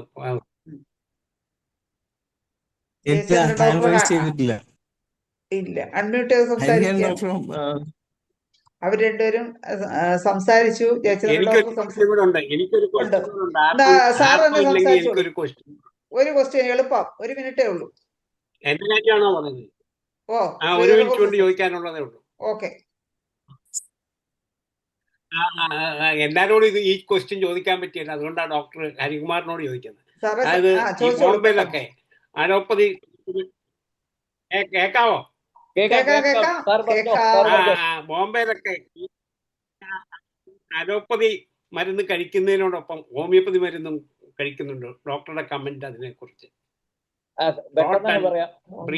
സാറേ, അലോപ്പതി മരുന്ന് ഈസ് മെറ്റീരിയലിസ്റ്റിക്. ഹോമിയോ മരുന്ന് provided if you are giving in dynamic medicine as potentised medicine, it will not interfere. If you are giving tincture, it will definitely interfere. അതാണ് എന്റെ അഭിപ്രായം. Homeo tinctures and allopathic medicine are materialistic, so interferes. If you are giving potentized medicine, it is dynamic, it won't interfere, it will go simultaneously, parallelly. Thank you very much. Very good answer. Okay, നമുക്ക് ഇന്നത്തെ session wind up ചെയ്യാനുള്ള സമയമായി. ഹരികുമാർ ഡോക്ടറോട് എത്ര നേരമാണെങ്കിലും സംവദിക്കാൻ പല ക്വസ്റ്റ്യനും എല്ലാവരെയും കയ്യിൽ റെഡിയാണ്. പക്ഷെ നമ്മളെ സമയം കുറവ് മൂലം നമുക്ക് വൈൻഡപ്പ് ചെയ്യേണ്ടി വരികയാണ്. ഇനിയും ക്യാൻസർ, മറ്റേ എന്താണ് ഹാർട്ട് അറ്റാക്ക്, ബൈപ്പാസിനെ കുറിച്ചും ഒക്കെ ഉള്ള ക്ലാസ്സുകളുമായിട്ട് സാർ എത്രയും വേഗത്തിൽ വരണം എന്നുള്ള പ്രതീക്ഷയോട് കൂടി, റിക്വസ്റ്റോട് കൂടി ഇന്നത്തെ മലയാള സെഷൻ ഇവിടെ അവസാനിപ്പിക്കുകയാണ്. ഇന്ന് നല്ലൊരു ക്ലാസ്സുകളും എല്ലാവരുടെ സംശയങ്ങളും ദൂരീകരണം നടത്തുകയും ചെയ്ത ഹരികുമാർ ഡോക്ടർക്ക് IFPHന്റെ പേരിലുള്ള നന്ദി രേഖപ്പെടുത്തുന്നു. അതുപോലെ തന്നെ ഇന്ന് ഡോക്ടറോടൊപ്പം സംവദിക്കാനെത്തിയ മറ്റ് നമ്മുടെ ബഹുമാന്യരായ ഡോക്ടേഴ്സിന് എല്ലാവർക്കും നന്ദിയും, ഇന്ന് സൂം പ്ലാറ്റ്ഫോമിൽ ഉണ്ടായിരുന്ന എല്ലാവർക്കും ശുഭരാത്രി നേർന്നുകൊണ്ട് നിർത്തുന്നു. നമസ്കാരം. ഡോക്ടറിന് നന്ദി, IFPHന് നന്ദി. ഓക്കെ.